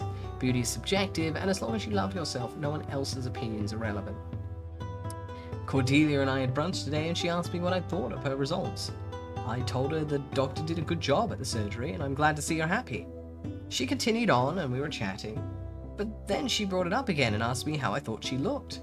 I once again told her that the surgery was very well done and it looks exactly the way she wanted. Cordelia got upset and asked me why I wasn't giving her a straight answer and asked if I thought it made her prettier. I told her that she'd always been a beautiful woman and that the glow she has from the confidence it's given her is a good look. She told me to tell her if I thought she was pretty or not, and I said, your opinion is the only one that matters. It's your face and I'm happy you achieved your goal. I personally don't like the look of it on anyone, but it's none of my business because it's not my face. You were beautiful before doing it. Cordelia threw a fit and poured her mimosa on me and told me I was a jealous and petty bitch. I didn't mean to hurt her feelings. I don't know why she wanted my opinion so badly, or why she couldn't accept my answer, but I definitely feel like the arsehole. So, am I? Hi Lime, welcome. Yeah. No. Not the arsehole. Like, absolutely not that arsehole, honestly. Like, just, let's be honest. Cordelia was digging, and OP gave a perfectly solid response multiple times. And also, the thing is as well, is like, why would she care why would she care whether OP found her attractive or not? Especially as any time she probably would have brought it up pre-surgery, OP, like, straight up was like, no, I think you look nice, but, you know, live your best life kind of deal. Yeah, like, pretty much, like, and even at the end of the day, when, like, she was, like, forced to give the honest truth, she wasn't insulting about it. Maybe mildly, you know, mildly sharp, but also she'd just been pestered for God knows how long to give that answer, so everyone would be sharp. Everyone would be sharp if you kept going like, no, like, you know, it's a solid surgery, I'm glad that you're happy. Like, yeah, I can understand not being satisfied with the result. But at the end of the day, Cordelia did not get this surgery to appease OP. They got it for themselves. Because if they were trying to look good to OP, I am sure that OP would have very successfully dissuaded them from the surgery. Because OP straight up says in the first sentence, they've always been one of the most beautiful women I've ever seen. Clearly, OP thinks that, like, Cordelia pre-surgery was bangers. Absolutely bangers. But also it sounds like every time she pointed that out, Cordelia just went in one ear and out the other. And yeah, like, it's that case of like, I'm sorry, but if you're not willing to accept the answer you're given and keep pushing and keep pushing and keep pushing, sometimes there is a reason that people will give polite but positive answers, and that's usually so your feelings don't get hurt. And at that point, Cordelia had pushed so much that she ended up being completely in the wrong by throwing a fit. It wasn't like OP immediately went, nah, you look like shit, I'm sorry. Yeah, then you can understand a fit. But OP kept like trying to brush it off, push it off, push it off, push it off, and she kept digging and digging and digging and digging and digging until she eventually got the answer that she didn't like but probably wanted to hear, so that she could immediately throw a fit. Like, yeah, literally, like, ultimately, and it's like, for her to call her a jealous and petty bitch, even though what she'd said was, I don't like the look of it on anyone. She's obviously not jealous, you dumbass. Like, that's not how jealousy works. Like, jealousy is coveting. It's wanting what other people have. She's clearly not jealous. If anything, she's the opposite of jealous. She's wishing you weren't too. She's probably there like, I wish you didn't get that. Like, yeah, like, no, yeah, like, yeah, repulsed is probably a better word. Like, off-put. That's the opposite of jealous. Like, that's not coveting, that's anti-coveting. That's, you can keep it, I don't want that shit. Like, come on, man. Thank you so much for the follow, Not So Sweet 30. I truly appreciate it, thank you. Mwah, and welcome. But yeah, easily, hands down, not the asshole. And yeah, like, I do hope she gets help or manages to sort things out and they fix things up, but like, that friend definitely sounds like she's got a hell of a lot of issues, and is very likely one of those folks in a dark spot. And unfortunately, when you're in a dark spot, you become deaf to the positive, and all of the negative around you amplifies, and it becomes that case of someone can be like, you look good, you're pretty, you're gorgeous, you're amazing, you're fantastic, you're brilliant, you're great, you're a dick. You're only going to remember one of those sentences. And so after that whole thing, just throughout all of these things, that one person who's like, you're a dick, your brain's gonna zoom in on that in these dark spaces and go, ah, everyone thinks I'm a dick. Like, you don't have the right to speak for anyone else. No. That prick thinks you're a dick. But he also stuck his dick in a jam jar, so don't listen to him, he's weird. Like, come on, man. Like, it's... I honestly just think that she can apologise for being, you know, overreacting, so to speak, because she was. And just, I do hope they get along, and... yeah. For real. 100% Kaneko. Yep. Well, I know what to send you for Christmas then. One jam jar for our sweet cat attack. Alright. Am I the asshole for telling my mum I don't want her to watch her grandson alone anymore? What is with all of these insane grandparents tonight? I swear, this is thematic. This is thematic. I, female 23, and my husband, male 24, welcomed our baby, male, in September of last year. We moved from his hometown to mine in January in hopes of saving up to buy a house. We moved in with my mum, who's 50, something she very enthusiastically agreed to. Throughout our few months, she's been a little weird. She's constantly checking to see if he has teeth, pushing us to stop feeding him milk, tries to give him really complicated food like candy yams, and her defense is, I did with you and you survived.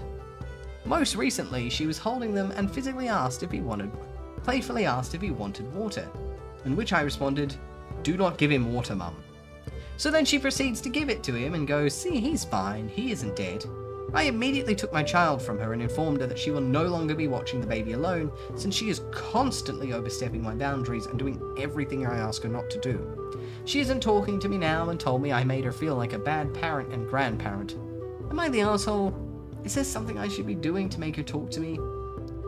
Edit. As a heads up as well, I pay half the mortgage, utilities, buy my own food to cook with. I do not rely on her for childcare. Just want to clear that up since I'm seeing a few comments about it. And for some more context, my father was recently diagnosed with kidney and lung cancer and can't work. He lives in rehab that my mum pays for. Moving in with her was to help my husband and I save, but it also helps her since he can't work. Yeah, not the asshole. Like, I'm sorry. You, like, the grandma, you had kids. And they're grown now. You had your time with kids. Your child's child is not your child. You do not automatically own what your kids have. That's not how it works. You don't even own your kids. And it's... just because you did it does not mean you have the right to do it to your child's child, to your grandchild, if your child has made it explicitly clear that they are not okay with it. Exactly, Xana, 1000%. If you are not one of the primary caregivers, you do not get that say. If you really believe in your point, you can try and argue your point with the caregiver, but ultimately, if they say no, and they are not harming that child, you can't do anything. You don't have the right. Yeah, exactly, Kaneko, for real. Like, you do not have the right. I'm sorry, it's not your kid. Like, yeah, like, no. I definitely think they're fully in the right. They shouldn't leave the baby alone with her, because she's clearly not going to listen to anything that you are telling her in regards to your own kid. Parents want to raise their kids their own way, and they think they deserve that right and to be left be. And only interfere, of course, when they're actually genuinely shitty parents. But if they're good parents and you're just an entitled dick, then step the fuck off, Minch. Of course, rest well, dear Nova, sweet dreams. Hi, Spicy Noodles, welcome. Oh my god. Yeah, exactly, Kaneko, yes. It's like, if the child is being harmed, step in, absolutely. Step in, call child services, and then have it be done safely and legally. And by step in, I mean stop the kid from being harmed. Like, physically just be a shield or some shit. But like, you don't have the right to take the child or any of that kind of nonsense. But yeah, that's the whole point of Child Protective Services. You call them in, you get it done safely and legally, and sort their shit out. Night, sweet dreams. Alrighty. This next tale, give me a quick moment.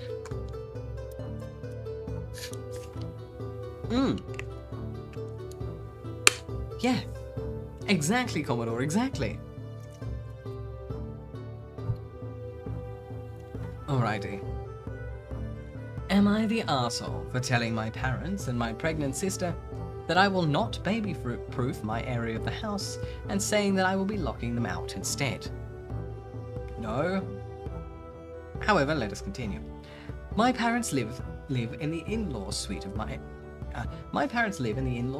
house. They pay rent to help me cover the mortgage, but the house is completely mine. Their rent is $600 a month. That includes all utilities, including internet and streaming services. My older sister is pregnant again. Yay! And she needs a place to stay, as her baby daddy bailed out and moved back to Romania without her.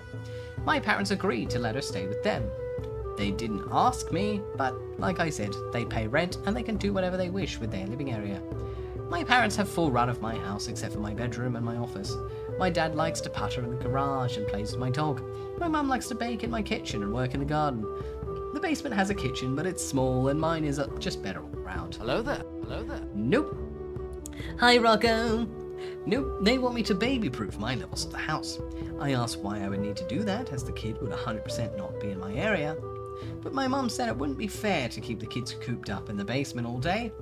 I said there was a huge yard and sunroom for them to spend time in if they really wanted. And my sister said that she couldn't spend all her time cramped up like that with 3 kids. I asked when she found out she was having twins. She shut up. I dragged it out of him that she was planning on watching her friend's toddler for money. I said I didn't have insurance for her to run a business out of my house. She said it was all under the table and that she needed the money. That's when I said I would be taking the keys to my area back from my parents, and I was also going to change the locks. I said that I agreed to let my parents live with me to help them out. They agreed to let her move in because she's an irresponsible wench that can't understand birth control. I never agreed to let her use my house as a day home. I know I do not want 3 kids here along with 4 adults. Well, 3 adults and a pregnant dumbass. I thought this, but I didn't say it. My mum is mad that I'm going to lock them out of my area, but my dad understands. The thing is, I would let him keep a key, but my mum would get it from him and she would give it to my sister. I said I'd leave the garage locked the same, and that was good enough for him. My mum and my sister are upset and giving me the silent treatment. My mum got my dad to ask me if they paid for the insurance if my sister could watch her friend's kid. I agreed, but I did say that they should get my sister to pay it. Am I the arsehole? Yeah. 100%. Like, I understand living situations, etc., but ultimately, not your place, not your right. And clearly, like, as well, like, he does respect them as tenants. And, you know, that's good. Hats off. Full respect for them as tenants. So it's like, it seems the perspective is very much in the ball house of, in your area, you rent the basement. The whole basement area, the sun area, that is your room. You pay for it, you rent that. Hats off, go off. However, he lets them into his area of the house out of the kindness of his heart. It is not a given, it is not part of any contracts, it's not part of any agreements. It's just a kindness. And they clearly try to take advantage of that kindness and enforce their own lifestyle upon him. And he's very much a case of, alright, what I've learned is I can't actually trust you in my area. More accurately, I can't trust my sister in my area, and I can't trust you to keep my sister out of my area. So, unfortunately, I am going to have to just shut off that part. It was never part of the deal, it was just a kindness. Da-da-da-da. And ultimately, it sounds a bit like they tried to push it too far. Kind of tried to push their benefits too far, and unfortunately the rubber band snapped on this one. But, you know, it's not like he's saying she can't move in with the parents or anything like that. He clearly fully, like, is, you know, yeah, if she pays for the insurance, yeah, she can do babysitting, I don't mind. But you're not going to illegally babysit in my house, which absolutely fair. He'd be culpable for it. But yeah, ultimately it's his house, so... I mean... What can they do if they really wanted the full control of the place? They might need to start actually looking into getting their own area. And yeah, it's kind of the losses, etc. Yeah. But like... Oh, from the looks of it though, from one of the top comments, he's already changed the lock. And it is like locked in. He does have a legal lease agreement. So like he actually is like straight up. They are literally his tenants. So at least like it's all legal and it's not like under the table. Yeah, no. Eesh. Not the arsehole, but oof. Alright. Am I the arsehole for telling my neighbour that I'm not her babysitter over the summer? There's a lot of babysitting ones tonight, I've noticed. This week, the babysitting drama is going wild. But also, immediately I want to say no, but I'll keep reading anyway out of curiosity. I, 38 female, have a neighbour. We'll call her Sarah, 38 female. I'm married with 2 girls, 8 and 11, and she has 2 boys, 8 and 12. Sarah is married, but her husband travels a lot for work and she works from home. I'm a teacher, so I have school breaks and summers off. Over winter break, Sarah's kids kept coming over to see if my kids could play. Play means they've been sent over because they're annoying mum and she's trying to work. Backstory, the kids were friends when they were younger, but as they got older, they don't really have much in common and they've drifted apart. Her kids go to a parochial school and my kids go to a public school and they don't even have the same teachers or classmates in common. They don't have a ton in common anymore, and when they do play, Sarah's kids fight a lot. With each other and with my kids. One day over winter break, the younger one came to the door to see if my kids could play, and I told him they didn't want to play right now. Sarah sent me a text saying that she was on a work call, and she could really use some time with the boys out of the house. I caved and told my girls to just try and find something they could do together. 10 minutes later, my oldest came upstairs crying that one of the boys made a nasty comment about how boring our house was and it was dumb, and that I wouldn't let him play the Xbox. The Xbox is my husband's, and it's in our family room where I was doing laundry and watching a show. I told the boys if they were bored, they were more than welcome to leave. Now it's almost spring break, and Sarah just asked if I could watch the boys 2 days, because she had 2 busy work days and I'm quote-unquote off work. I told her no, because we'd be on vacation in Florida visiting family. She said okay, and jokingly said, "Guess I'll just hit you up in the summer." And I replied and said that I will not be babysitting her kids over the summer. True emergency, sure. And I said, "I'm sorry, just because I'm not at school during the summer does not mean I am your free childcare. Like, yes, I don't physically go to work over the summer, but I take online classes for my masters and I teach online summer school, meaning I'm also working from home." She blew up at me and told me I should help her because she's alone a lot, and now that the kids are older, it's harder to keep them entertained all day. I told her that I didn't care if the kids played together outside during the summer, but I was not going to be a caretaker or responsible for her kids unless she was going to compensate me. I tried explaining to her that the kids do not get along the way that they used to. My kids don't fight with each other the way her kids fight with each other, and my kids don't really want them to be at our house all the time. And now she's pissed and not speaking, and her oldest told my oldest that I'm not a good person because I won't help my neighbour. Am I really the arsehole because I won't watch her kids over the summer? No. No. Just... no. Absolutely not. What? No. The kids aren't even friends. If the kids were friends, you still wouldn't be the arsehole, but like you'd at least be like, I suppose it wouldn't be too hard if the kids loved each other. But the kids aren't even friends. Like, I'm sorry. She's a teacher. You wanted to work on the holiday? She babysits kids for over 3/4 of the fucking year.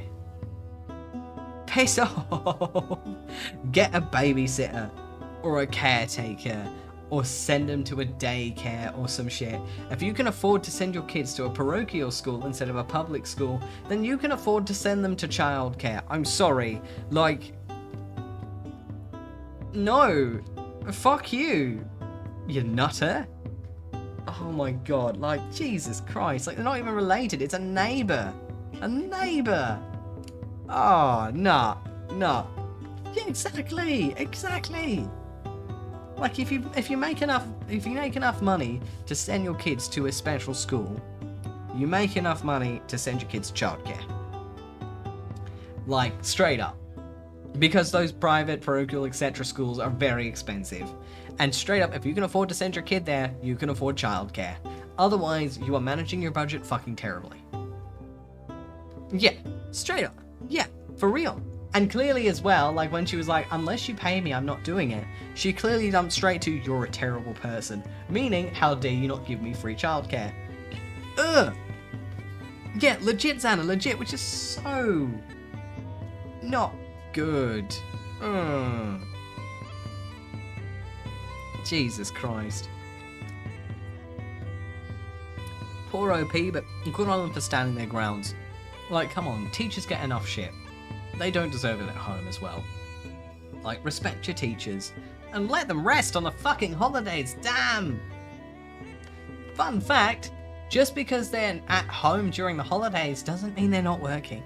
A lot of time, a lot of teachers will, like, technically start working a couple of weeks before the term even starts and continue maybe a week or so after the term ends. Because, you know, they've got to wrap up loose ends and do a lot of the administrative work, and they've also got to fully, you know, prepare for the next year and do all the lesson plans, sort everything out.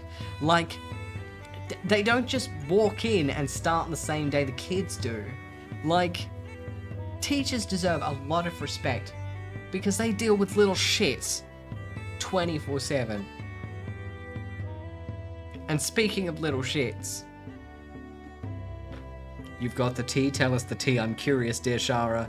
Spread the tea. Ooh. Right, let's see.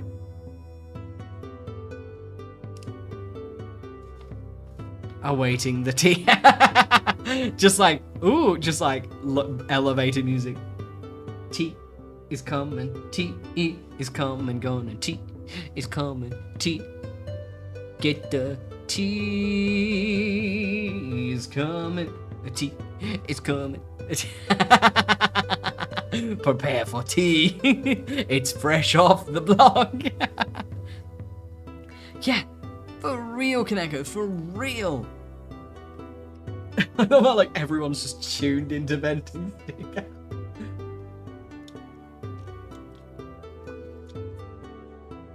Oh no. Oh no. Alright. Watching for the tea in the Discord. So, you know, if we're in the Discord, apparently tea is being dropped into venting stick. This will be very confusing in the VOD. I'll be like, what? Oh my god. Ugh. Strange. Alright. Oh no. The tea is intensifying. Ooh.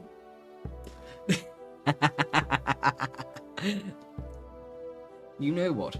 To give Shara time to spread the tea, I will continue on with the next story. But know that my brain has my cup ready for the sipping. No tea is ignored here. Oh no. Alright. But this next tale, this filler tale, I suppose you can argue, is called Am I the Asshole? For not telling my daughter that I was in an accident. My daughter, 28 female, and I, 56 female, have a tough relationship. I take the blame for all of this. When she told me she was a lesbian at 15, I didn't react well.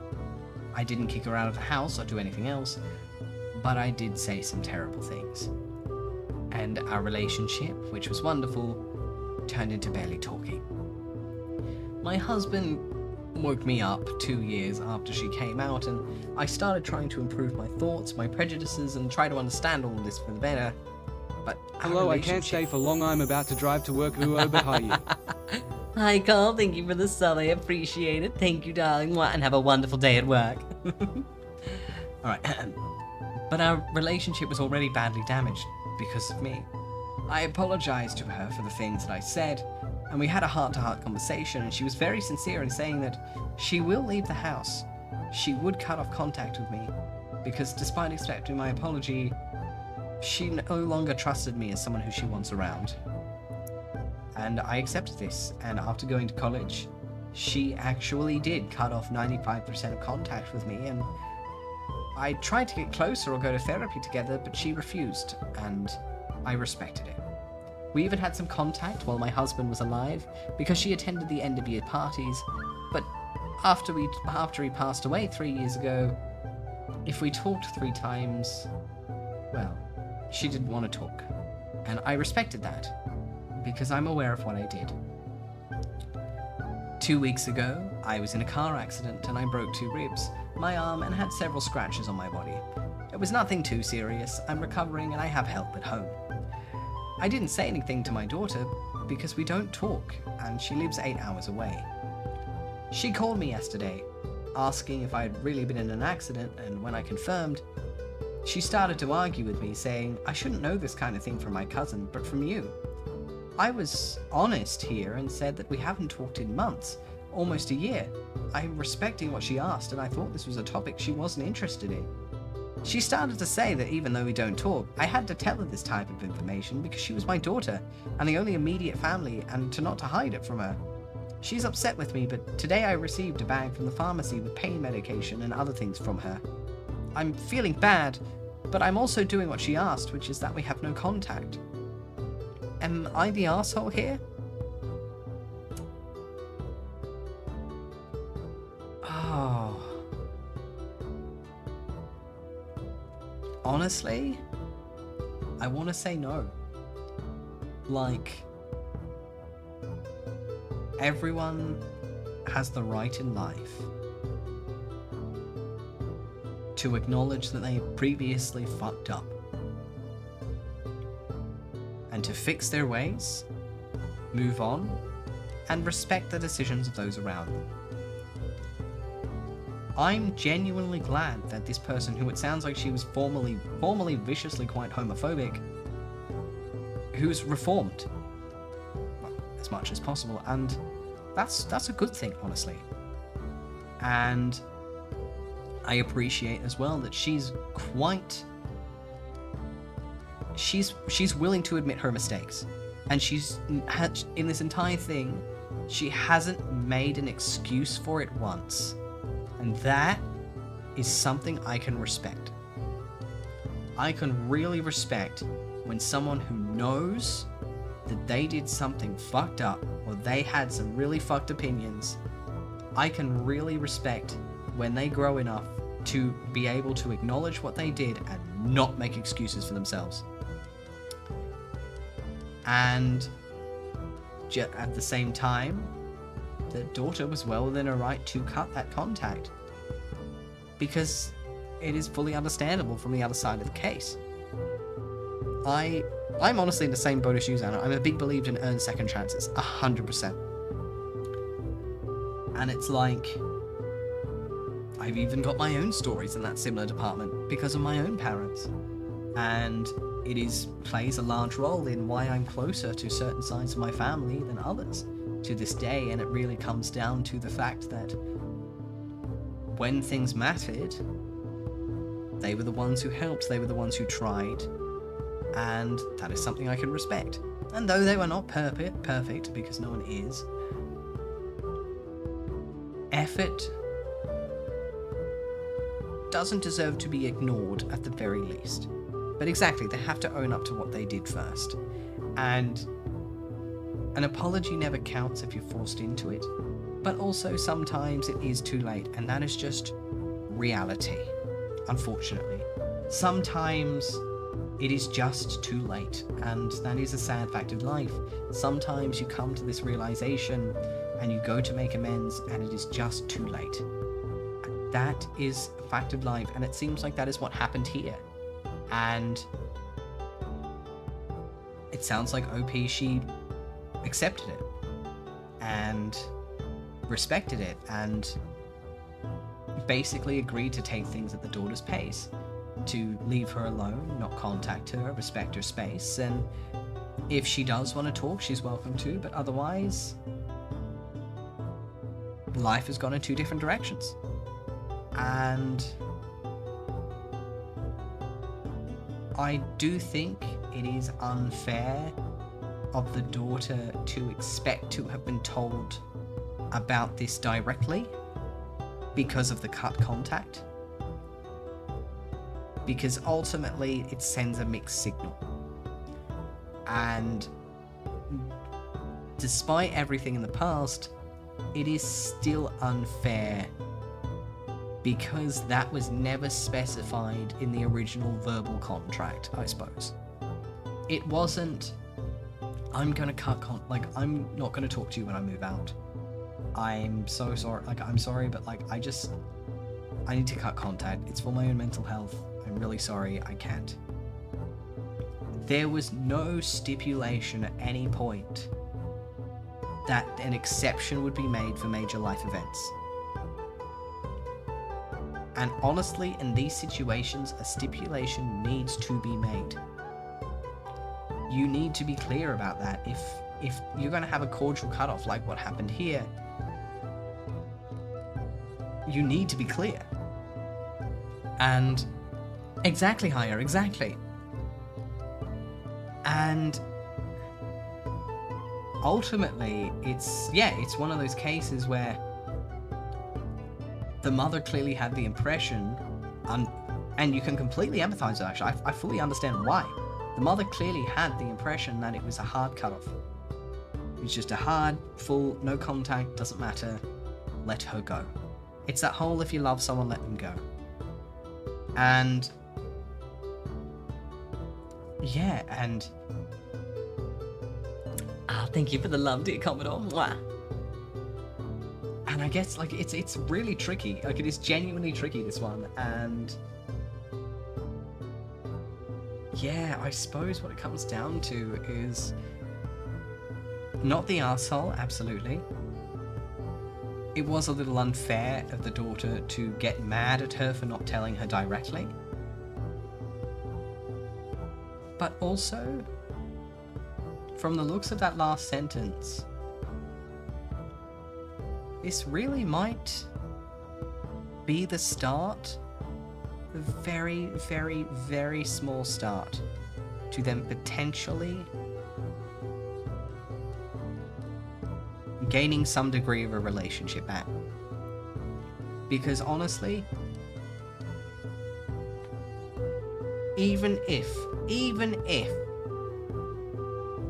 she wasn't being as honest about her changed opinions or anything like this, clearly she's changed something. Because someone who would be trying to pretend to not be homophobic but still heavily thought those thoughts would not be able to phrase things and put things out in such a bare, open, I am in the wrong here kind of manner as this. I genuinely think that this woman, from all 10 paragraphs that I've known her, has changed. And I think hopefully this accident ends up blooming a cordial relationship between the two. They will never have an amazing mother-daughter relationship ever again. That's gone. That's a fart in the wind. It's never coming back. Poof, it's gone. But maybe this is the start of them at least being cordial. Of them at least being able to talk every now and again, or meet up for maybe once a year for a dinner or something. Something tiny. And it would be good for both of them if the mother has reformed and decided to, and basically has, truly reformed from what she used to be in the homophobic department, and tries to meet her daughter in the middle and understand, etc. The relationship will never be the same, but maybe like 𝐄𝐍𝐕𝐓, it'll be good in a different way. Broken, but repaired in gold. Corny as it sounds. Ooh. Oh my god, we got Shara's fresh tea. Okay. Alrighty. I'll make an exception for you, dear Shara, because it sounds like the tea is out. So,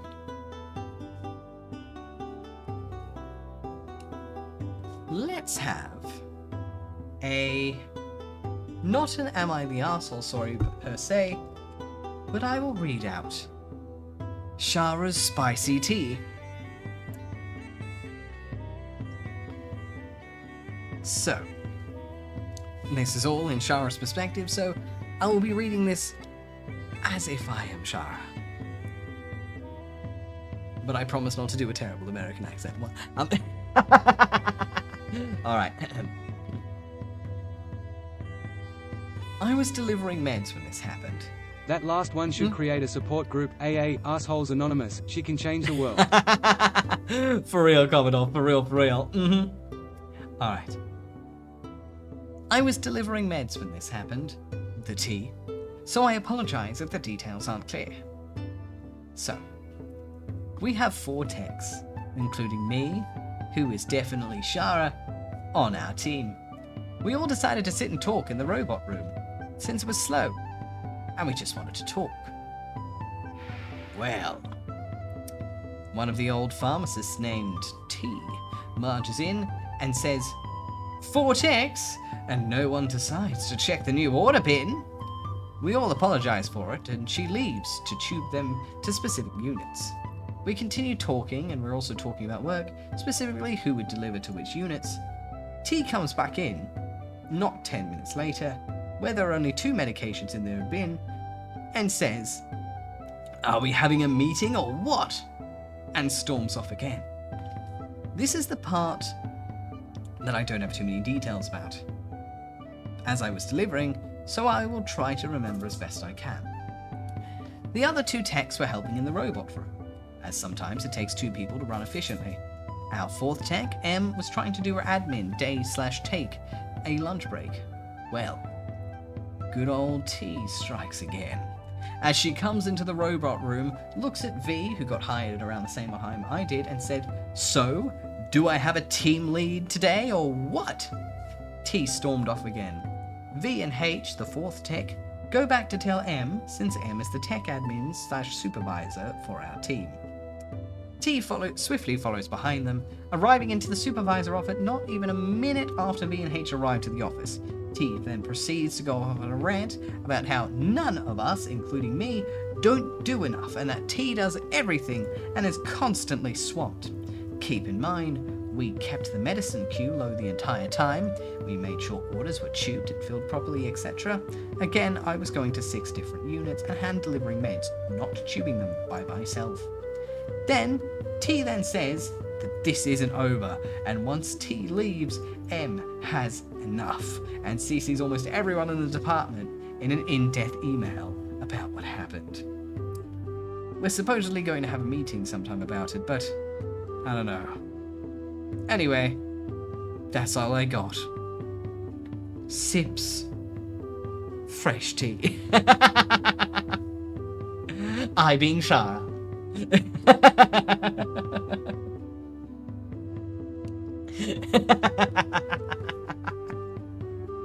Good gods though, like, rest in peace, dear friend. Oh my god. She sounds like a nightmare. Holy shit. Honestly, it reminds me of one of the lab heads that was driving me mildly insane this morning. Like, holy shit. Like, I know the pain. I know the pain. Motherfucker kept nitpicking me over a flyer this morning when I just came in. I wanted to commit a homicide. My poor coworker, bless her heart, basically just dealt with my angry ginger ass storming about for like an hour because I was so miffed. Holy shit. So like, I feel you, because he's just being so condescending. He was being such a like, oh, the little people never do shit right, that kind of tone, and it's like, fuck you. Like, I kid you not, we had to send the flyer out 4 times this morning because this bitch kept nitpicking it every single time we sent it out.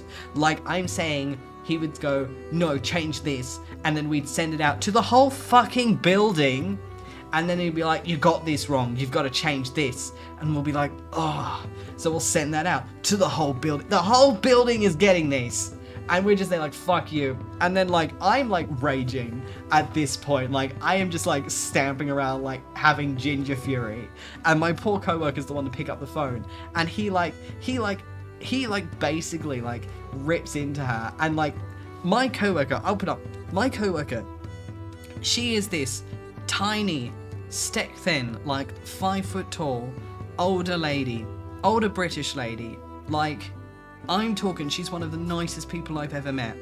She is just, she's very, very kind. She's an incredibly kind person, very chatty, very friendly. It is the first time I've ever seen her fucking snap at someone. And like, it was like, lab head, we are very busy down here, and we need to know exactly what we need to do before we send it. It's not fair on you to do it. And like, she was saying this in a hard tone, like, this for her was snapping at someone. So like, he pissed us off hard. So like, bro, I know the pain. Like, it's a slightly different pain, but like, I know what it's like dealing with entitled people in the medical field. Everyone else is really nice, but this motherfucker, I swear to God, fantastic as a researcher. Doofus when it comes to admin. Oh my God. You can be both.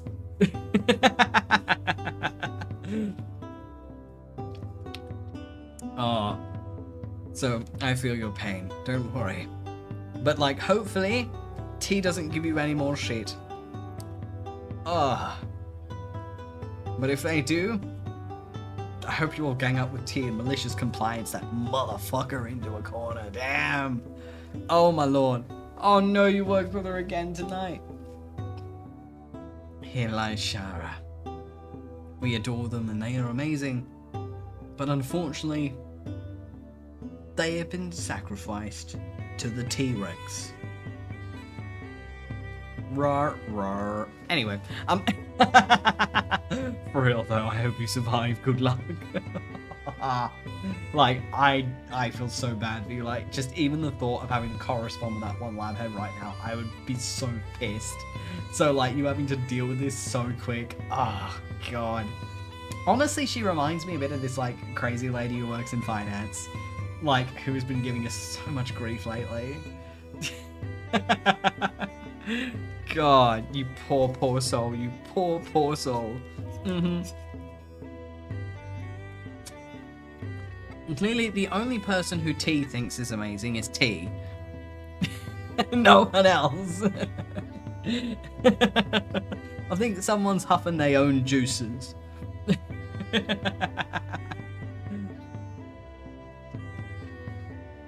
Alright. On to the next tale of enjoying tea that is in no way related to us, and as such, we get to sit back and nibble the popcorn. Am I the arsehole for asking my mother to leave because she won't stop wasting my food? What the fuck she do to the food? I really want to know. Don't do enough nonsense. Honestly, they sound like one of those people where if they don't physically see you doing it, they just automatically assume you're a lazy piece of shit and they write you off. And it's like, I'm sorry, I didn't realize this room cleaned and sorted itself. Bitch. Just because you're not supervising me every second doesn't mean that I am sat upside down in a corner reading fanfics. Fuck you. I do my work first, then I sit in a corner and read fanfics. Get your shit straight.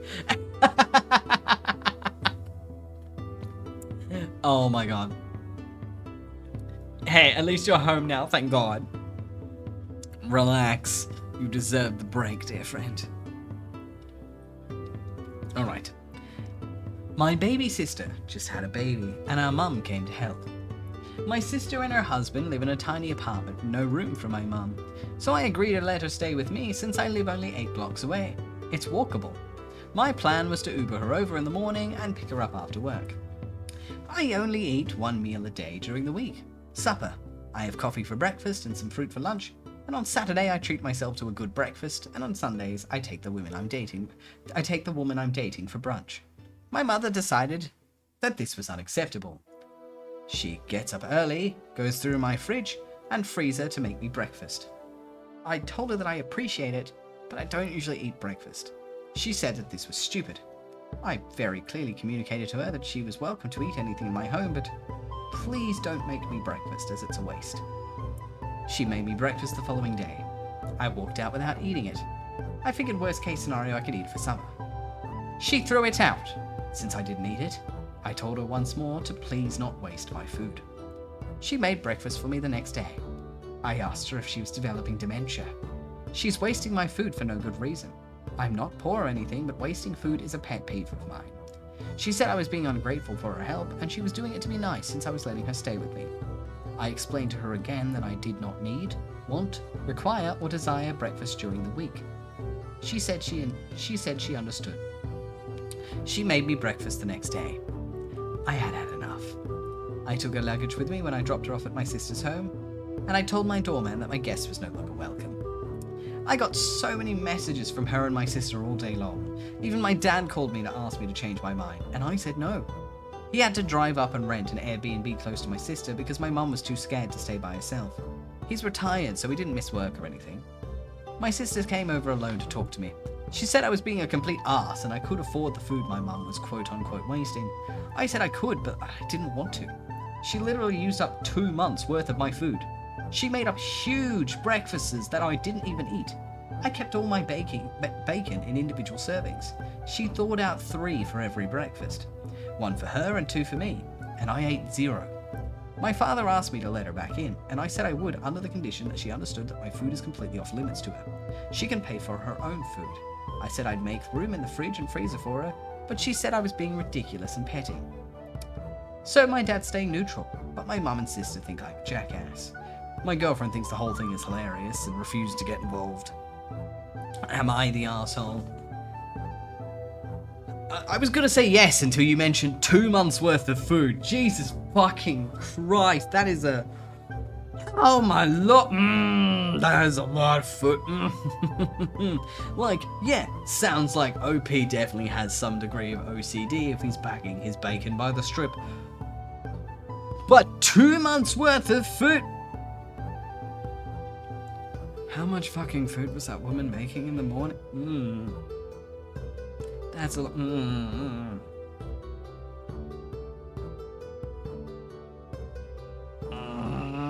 Like, just, that is obnoxious. Like, too much.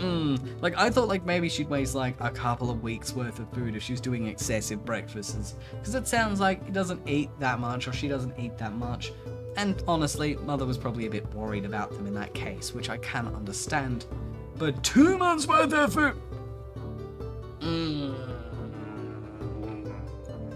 Falls to the floor. Yeah. Unless OP has anorexia that they haven't disclosed, that's a lot of fucking food. Like, yeah. Yeah, pretty much. Like, honestly, definitely cold, definitely callous, but in this situation, well within their right. Yeah, exactly, lass. Like, that's a lot of money. Like, fucking hell. It's like, pretty sure even I lose about like 400 or 500 a month on food. Because food's expensive. Yeah, that is definitely it. Yeah, not the arsehole. Honestly, if she wanted to make breakfasts that badly, she should use her own food. Yeah, like, yeah. Straight up, straight up. Like, ultimately, that's not being helpful and caring. That's being disrespectful and wasteful. And ultimately, like, she deserved to get kicked out. Like, it sounds like that was very clearly the rule in the house. The rule was don't waste food. It sounds like that was the rule in the house. You stay, you don't waste my food. You can eat what you want, but do not waste my food. That was the deal, it sounds like. And she proceeded to break the one rule that she had to follow. I'm not surprised she got kicked out. Was it a very cold way to do it? Absolutely. But ultimately, it sounds like she fucked around and found out, honestly. It sounds a bit like she fucked around and found out. Yeah, so it's like, it was kind of an arsehole way of going about it, but at the end of the day, in this particular situation, not the arsehole. Yeah, like, I'm sorry, if you're a guest, you follow the rules of the place you're staying. 2 months of food, holy shit. Alright. Am I the arsehole? I'm pressing charges against my boyfriend's mum after she stole my card info. No, nope, nope, and nope. But I'll continue reading anyway. So I, 22 female, am dating Greg, who's 25. His mum is Lisa, 70 female. Last month we attended a funeral for a family member of Greg and Lisa. After the service, everyone was mingling in the fellowship hall and eating, and Lisa stepped out for a smoke break. I happened to see her through one of the open church windows get into the back seat of the car while lighting a cigarette, and then she started rummaging in the large bag that I'd brought along. I didn't think anything of it, as I'd brought the bag so I could carry any extra things anybody needed, including lighters for instance, so I thought that's what she was fishing for. I went back to socializing and supporting Greg. Something that is relevant, but I forgot at the time, is that I'd left my wallet in the bag. Anyway, I stopped by the gas station 2 days later for some gas and realized I was missing my card from my wallet. I used Apple Pay so I could get my gas, went home and started searching. I also called Greg, who was at his parents' home, and asked if he could search there to see if he misplaced it somehow. I only take it out of my wallet if I'm using it and put it right back in, but I thought that maybe I was shuffling things in my wallet, put it down and forgot about it. Hi Red Tunes, how are you? Welcome, welcome. It's a pleasure to meet you and thank you for the follow. I appreciate it. Thank you. Welcome. I didn't find my card. Greg didn't find my card, and I decided to give it one more day before I cancelled it, because maybe it would just pop up. I had also not noticed any transactions through my bank app that weren't from me. The next day, Greg texted me saying he found my card on top of the washer. He said he doesn't know how he missed it, but it was there waiting when he went home to do some laundry. I told him I'd get it from him in a couple of days when he came back to our apartment. The next day was payday, so I checked my account to see what I'd made, and I noticed directly below the direct deposit was a withdrawal from an Amazon order. I haven't placed an order for anything from Amazon in weeks, and checking my account confirmed that. I asked if Greg used my card to make a purchase, and he said no, of course not. He'd never do so without asking. So I cancelled the card and reported potential fraud, and then it was discovered that Lisa had used my card for the purchase because she couldn't find hers. She said she'd pay me back soon, and she really needed it. I don't know what she bought, but I didn't care considering she stole my card. She also apparently has a history with gambling and stealing. She's taken money from Greg before, and a driving factor of a divorce with Greg's father was that she stole most of his savings while they were separated. Jesus fucking Christ. He has never recovered the money, but it was almost $500,000. Oh my fucking god. I decided I would involve the cops, and now Lisa's furious and saying I'm being a brat and a lot of other insults, and I could have just waited for her to pay me back, even though she also has a rep of not paying people back. Edit. No, Lisa didn't have Greg at 45. She and her now ex-husband adopted him as an infant. And edit 2. No, Greg was not in on it. Yes, he's on my side. Also, I didn't come here for financial advice, so please stop giving it. I do not care what your opinion advises regarding my lack of a credit history. Yeah, no, half a fucking minute. Honestly, her getting the cops involved over a small Amazon purchase, let's be honest, is deserved considering she's gotten away with stealing $500,000 from gambling from her ex-husband. Fuck that woman. Jesus. Oh my fucking god. That's a lot of money. That is a lot of fucking money. Jesus. Yeesh. Yeah, she's never gonna pay you back. In fact, she fully intended probably to drain you dry. Like, Jesus Christ. If she needs stealing on her record somewhere. And if this is what it takes, so be it. Jesus.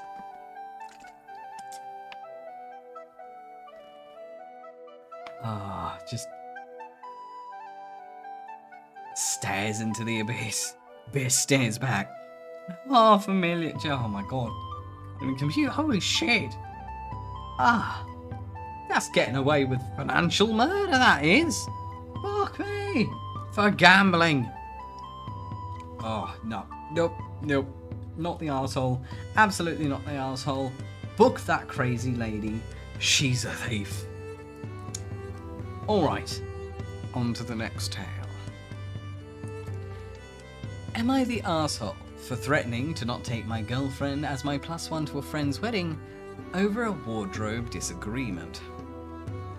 Two of my friends, Kate and Max, are getting married to each other, and I received an invitation that included loose guidelines for attire.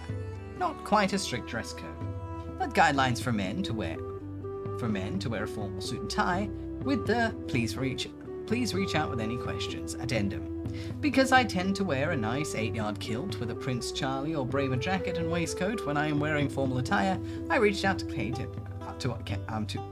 to ask if it would be appropriate and told my girlfriend, Sarah, that I hoped that I could wear my kilt. Before I received a reply, Sarah told me that I absolutely cannot wear my kilt because it wouldn't be appropriate for a formal attire. Mind you, she's seen me in my kilt and PC for other formal events. She said that she would leave it to the bride, leave it if the bride said it was okay. It was all good for a few days until Kate responded that it was great because Max would also be wearing a kilt, as would a handful of other people at the wedding.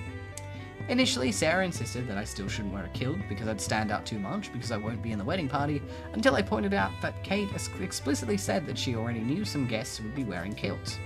But yesterday, Max tested me because Sarah had asked him to tell me to not wear my kilt, and he was weirded out because he knew that I would ask to wear my kilt and thought it was strange of her to ask him about it. I was kind of hurt when I asked why, and she asked Max to tell me to not wear a kilt. She said that she thought it was the only way to get it to not embarrass her. To get me to not embarrass her.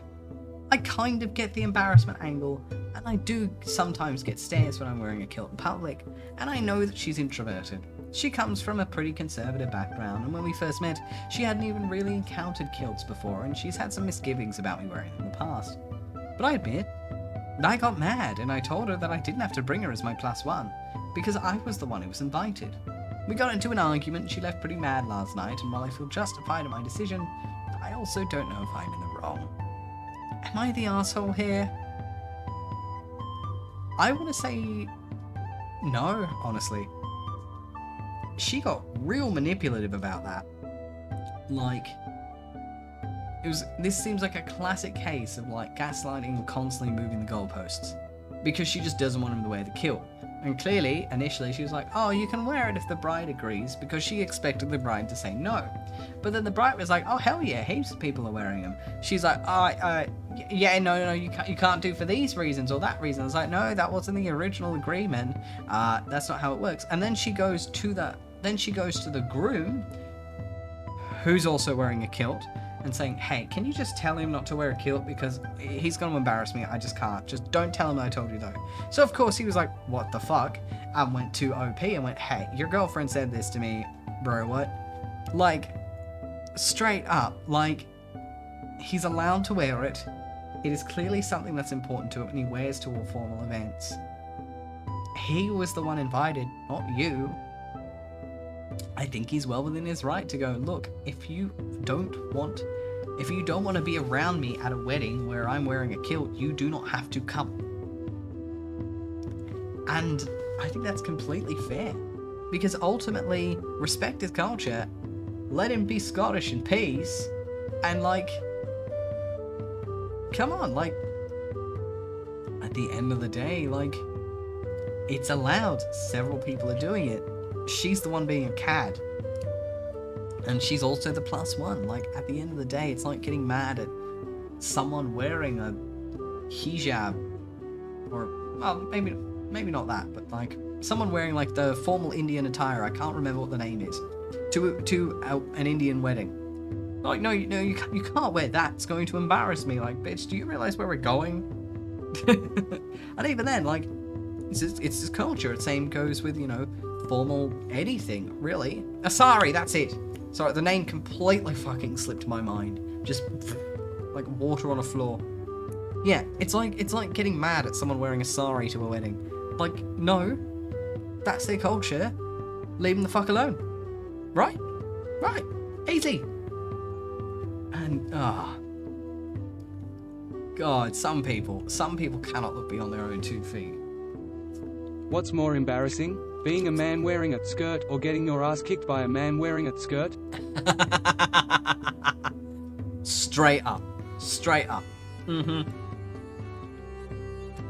Honestly. And kilts are fine. Leave them be. And besides, Scotland learns a good trick. They like it breezy on the bits. Credit where credit's due. Oh yeah, kilts can look real cool. Alright. Am I the arsehole for telling my brother that our mother isn't the problem? His wife is the common denominator with all of this drama.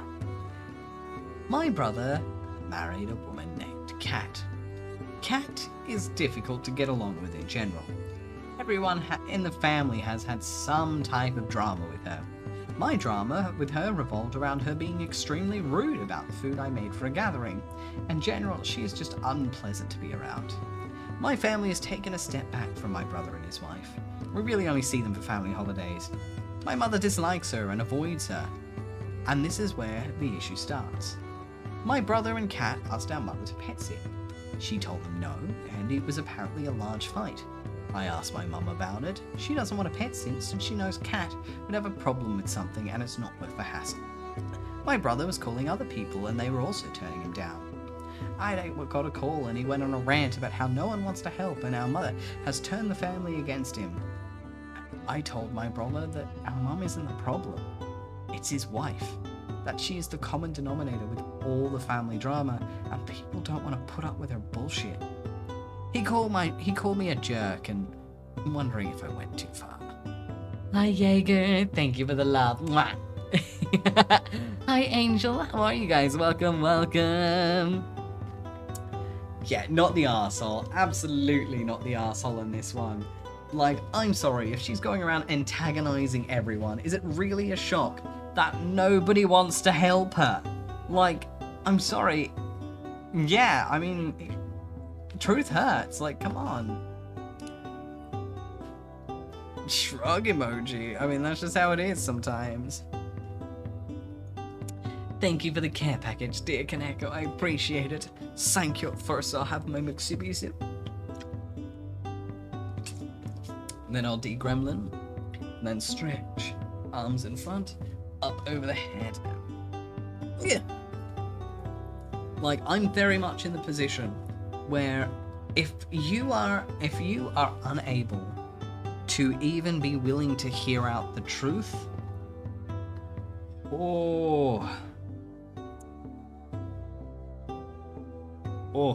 like, you're in a sticky spot then, because truth hurts, and if you And like sometimes truth does hurt, and sometimes, you know, if you are incapable of ever taking culpability, of ever accepting that you can be the bad guy, well,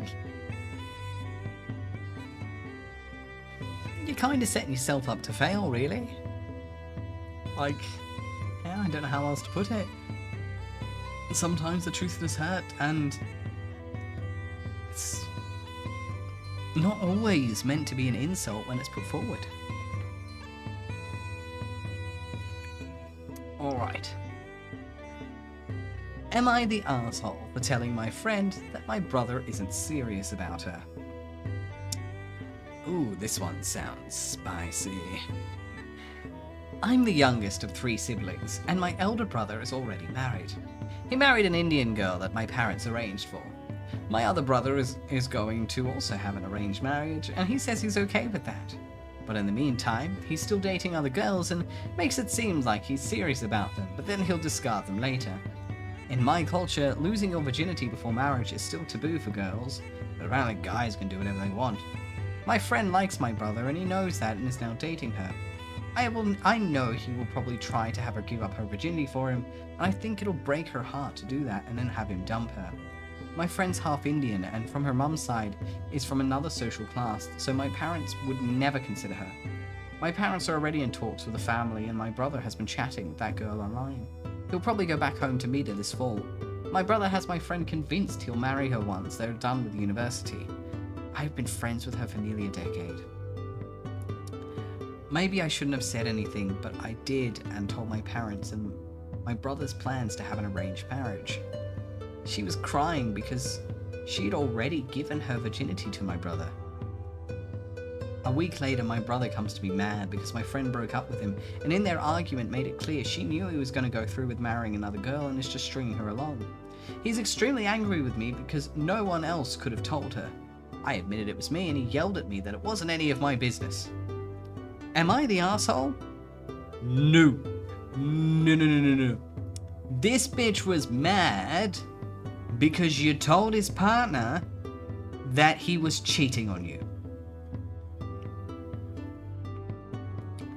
Fuck this guy. Fuck this guy.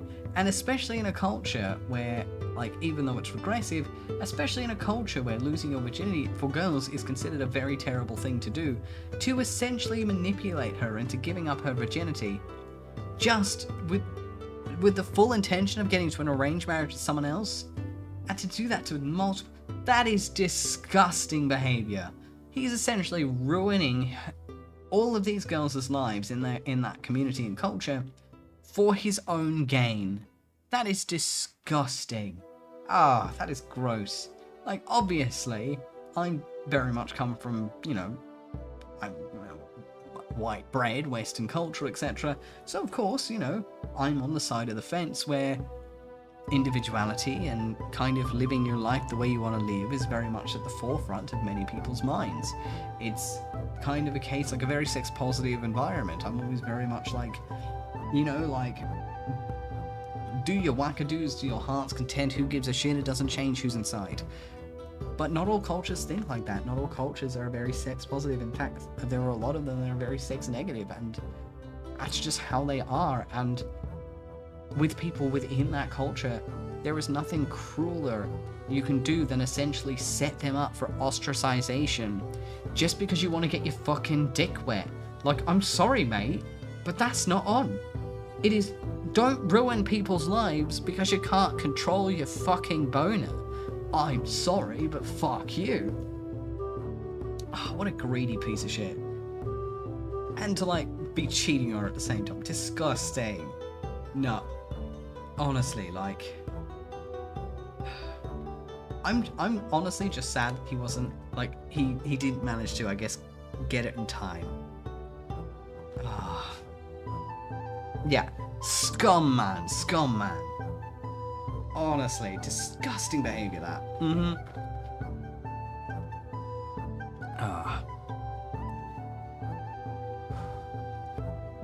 Alrighty.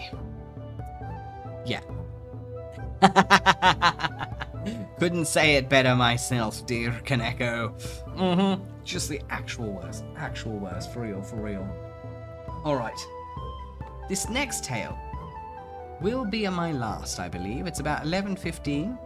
So I think this will be the last one, and then we'll probably start wrapping things up. So, am I the arsehole for expressing discomfort about my wife and her friends pranking my mum on our wedding day? My mum hasn't been the greatest in the past. She can be really rude and was catty. She didn't get off to a good start with my wife due to her own rude and self-centered behavior, but I took my wife's side and laid down boundaries. My mum gets that she can't be rude these days. I fully get my wife will never like her. My mum probably won't like her either, and we all just avoid each other for the most part. Don't get me wrong, it makes me sad as I used to be close to my family, but wife comes first. I recently got married and it was nearly a perfect day. The one issue that aroused is my mum had a fairly large, very noticeable food colouring stain on her cheek, about the size of a lighter. Obviously she wasn't happy about this and wanted it covered. She never does her own makeup and knows very little about makeup. The makeup artist was a friend of my wife's and knew all the drama about my mum. She told her she'd try, but the makeup would have to be darker to hide it. She and my wife giggled ahead of time and decided to fuck with her. She made it super dark, like orange. My mum has fair skin, so it looked ridiculous. My mum seemed to believe her that nothing lighter would cover it, and just removed all the makeup and went on with her big pink blotch. I didn't know about this at the time, but we recently got back from our honeymoon and my wife hosted dinner to look at the wedding pictures. Her friends all began laughing at what they did to my mum. This was the first time I'd heard about it, and I said that was kind of mean girlish. My wife gave me a look. Her friends kept saying it was funny and my mum was dumb and got what she deserved. At this point I got annoyed and said they acted like middle school bullies and they should be embarrassed. Whatever my mum had done in the past, she was not the problem on the wedding day. This might be way too far, but I said at least she laughed it off and moved on to a spot. They would have spent the whole day insecure and worried about Instagram. When they left, my wife became very upset and said I should be on her side 100%, not 95%, and that I humiliated her by speaking to her friends like that. She accused me of being a mama's boy. Am I the asshole? No!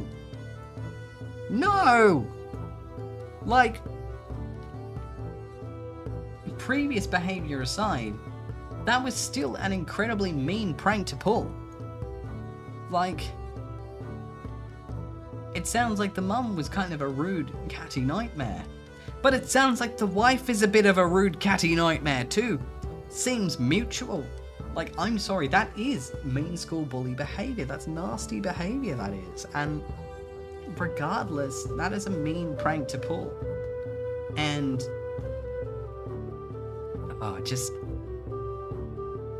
and it seems like as well, like maybe like the mum had been like trying to mend bridges or at least play neutral, and for them to play a prank like this, like it's not fair. It's not fair on anyone, really. Nah. Yeah. It's a whole case of like you play stupid games, you win stupid prizes. And like, no. With these kind of nasty, mean-spirited pranks, they're not only going down to the same level as the mum, but they're very likely going below it. Because it doesn't sound like she pulled any nasty, mean-spirited pranks. So it's like now they're starting to make her seem like the good guy, even if she was kind of a catty asshole. And you know you're fucking up if you're making the mean one look like the nice one. God. But yeah, like, ultimately, yeah. This is the top comment, and I'll be honest, I fully agree with it, actually. Not the arsehole. You're correct. Your wife was acting like a middle school bully, not an adult.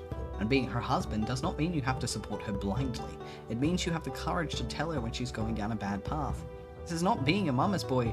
This is being a good moral human being, and if she wants you to be behind her 100%, then she needs to act like a grown-up. Because at the end of the day, that was mean. It was cruel. That was a cruel thing. Yeah, exactly, Haya. Exactly, like, the thing is, like, regardless of previous dramas, the mum clearly trusted them, and they shattered that trust And it was cruel. It was cruel, and ultimately, two wrongs do not make a right.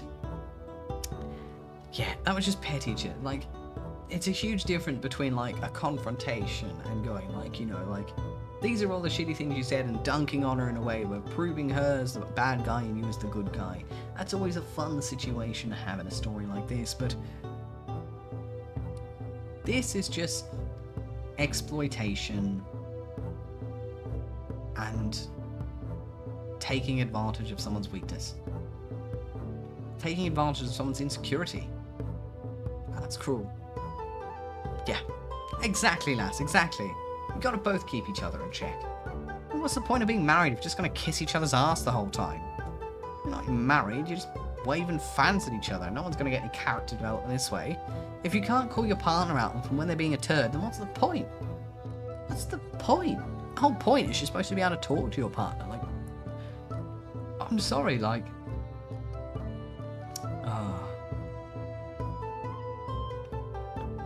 yeah, for real, for real. I genuinely hope that one's sorted out, and this wife kind of has a realization that, like, she's stooped to the mum's level. In fact, she stooped lower. Yeah, those photos will be up forever.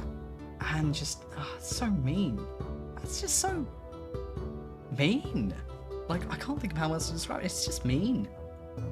Oh my god. But yeah, I think that one will be the last story for tonight. Unfortunately, a bit of a bad taste in the mouth, but all I can hope is they sort it out and she is willing to admit that, yes, she was kind of being a bitch and she gave in to her worst urges. Yeah, exactly, Xana. It literally seems like the mum was trying her best at the wedding to kind of keep herself in check. Like, it sounds like she wasn't being antagonistic. She wasn't doing anything she'd previously do. And the wife and her friends went out of their way to do this to her. And it's like, I'm sorry, but if an angry animal finally calms down enough and is willing to offer you the rite of passage, and the first thing you do is poke it with a fucking stick, it's absolutely gonna start gnashing at you again. At this point, if the mum ever catches wind of exactly what happens and the fact she was set up to be embarrassed like that, she will 100% double down on her previous behavior and go, oh no, these people actually are assholes. No, fuck them, I'm not gonna be nice anymore. I tried my best, clearly they spat in my face about them. Fuck it.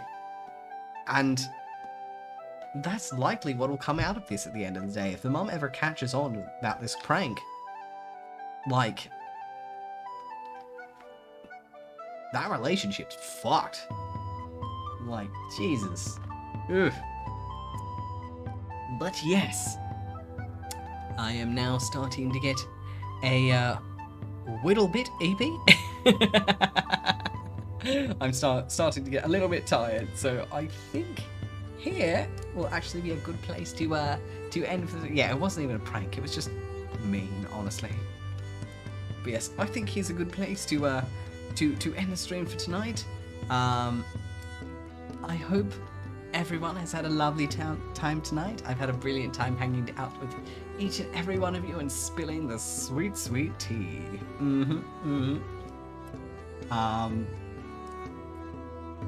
Next stream will be... Alright, next stream will be tomorrow night. The live stream itself will officially start at 8:30 p.m. AEDT. It'll be a no mic rigging stream tomorrow, so nice and relaxing, getting some progress done. And I'm working on the extreme angles now, so you know, if you've ever wanted to see the mouth of a 90-degree head turn get rigged, feel free to pop in if you're curious. Hell yeah, hell yeah. But yeah, so the live stream will officially start at 8:30 p.m. AEDT. the rerun, so the pre-stream rerun or the warm-up, whatever you want to call it, the pre-stream rerun will start at about 6:30. I basically aim to start them like at 6:30 and let them run for just 2 hours, and I just pick them up wherever the fuck I left off on the past one, honestly. So expect at about 6:30 the rerun will go, but I won't actually go proper live until 8:30. And then it'll be rigging time. Oh, you're right, Nas. Honestly, I think we're all a bit dead inside. What's a bitch need? Naps. Look, you know you're officially an adult when you start genuinely looking forward to naps. Alrighty. Alright, let's see. Let's have a look around. Ooh.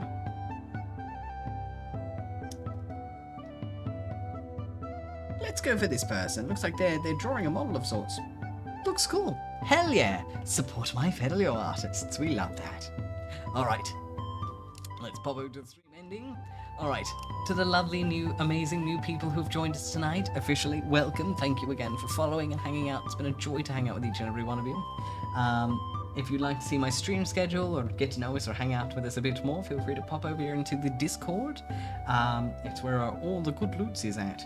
I also post stream announcements, etc. on my Twitter as well, but I'll admit I'm a lot less active over there. It's mostly just going live announcements, stream schedules, and the occasional artwork when I finish it.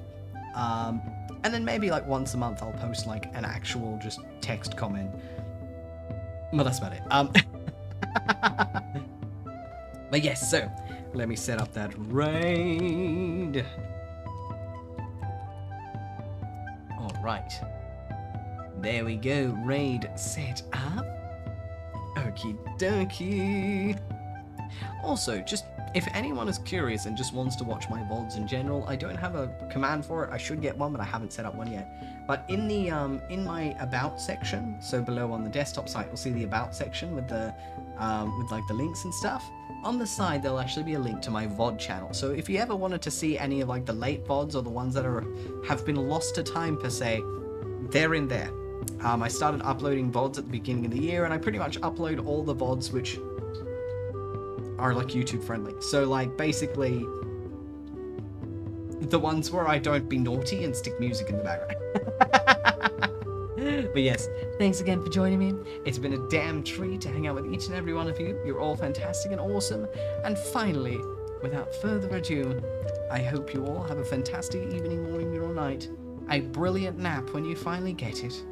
And finally, we shall be raiding in 3, 2, 1. And thank you for posting the link in Echo. I appreciate it. Mwah. Bye bye. Good night.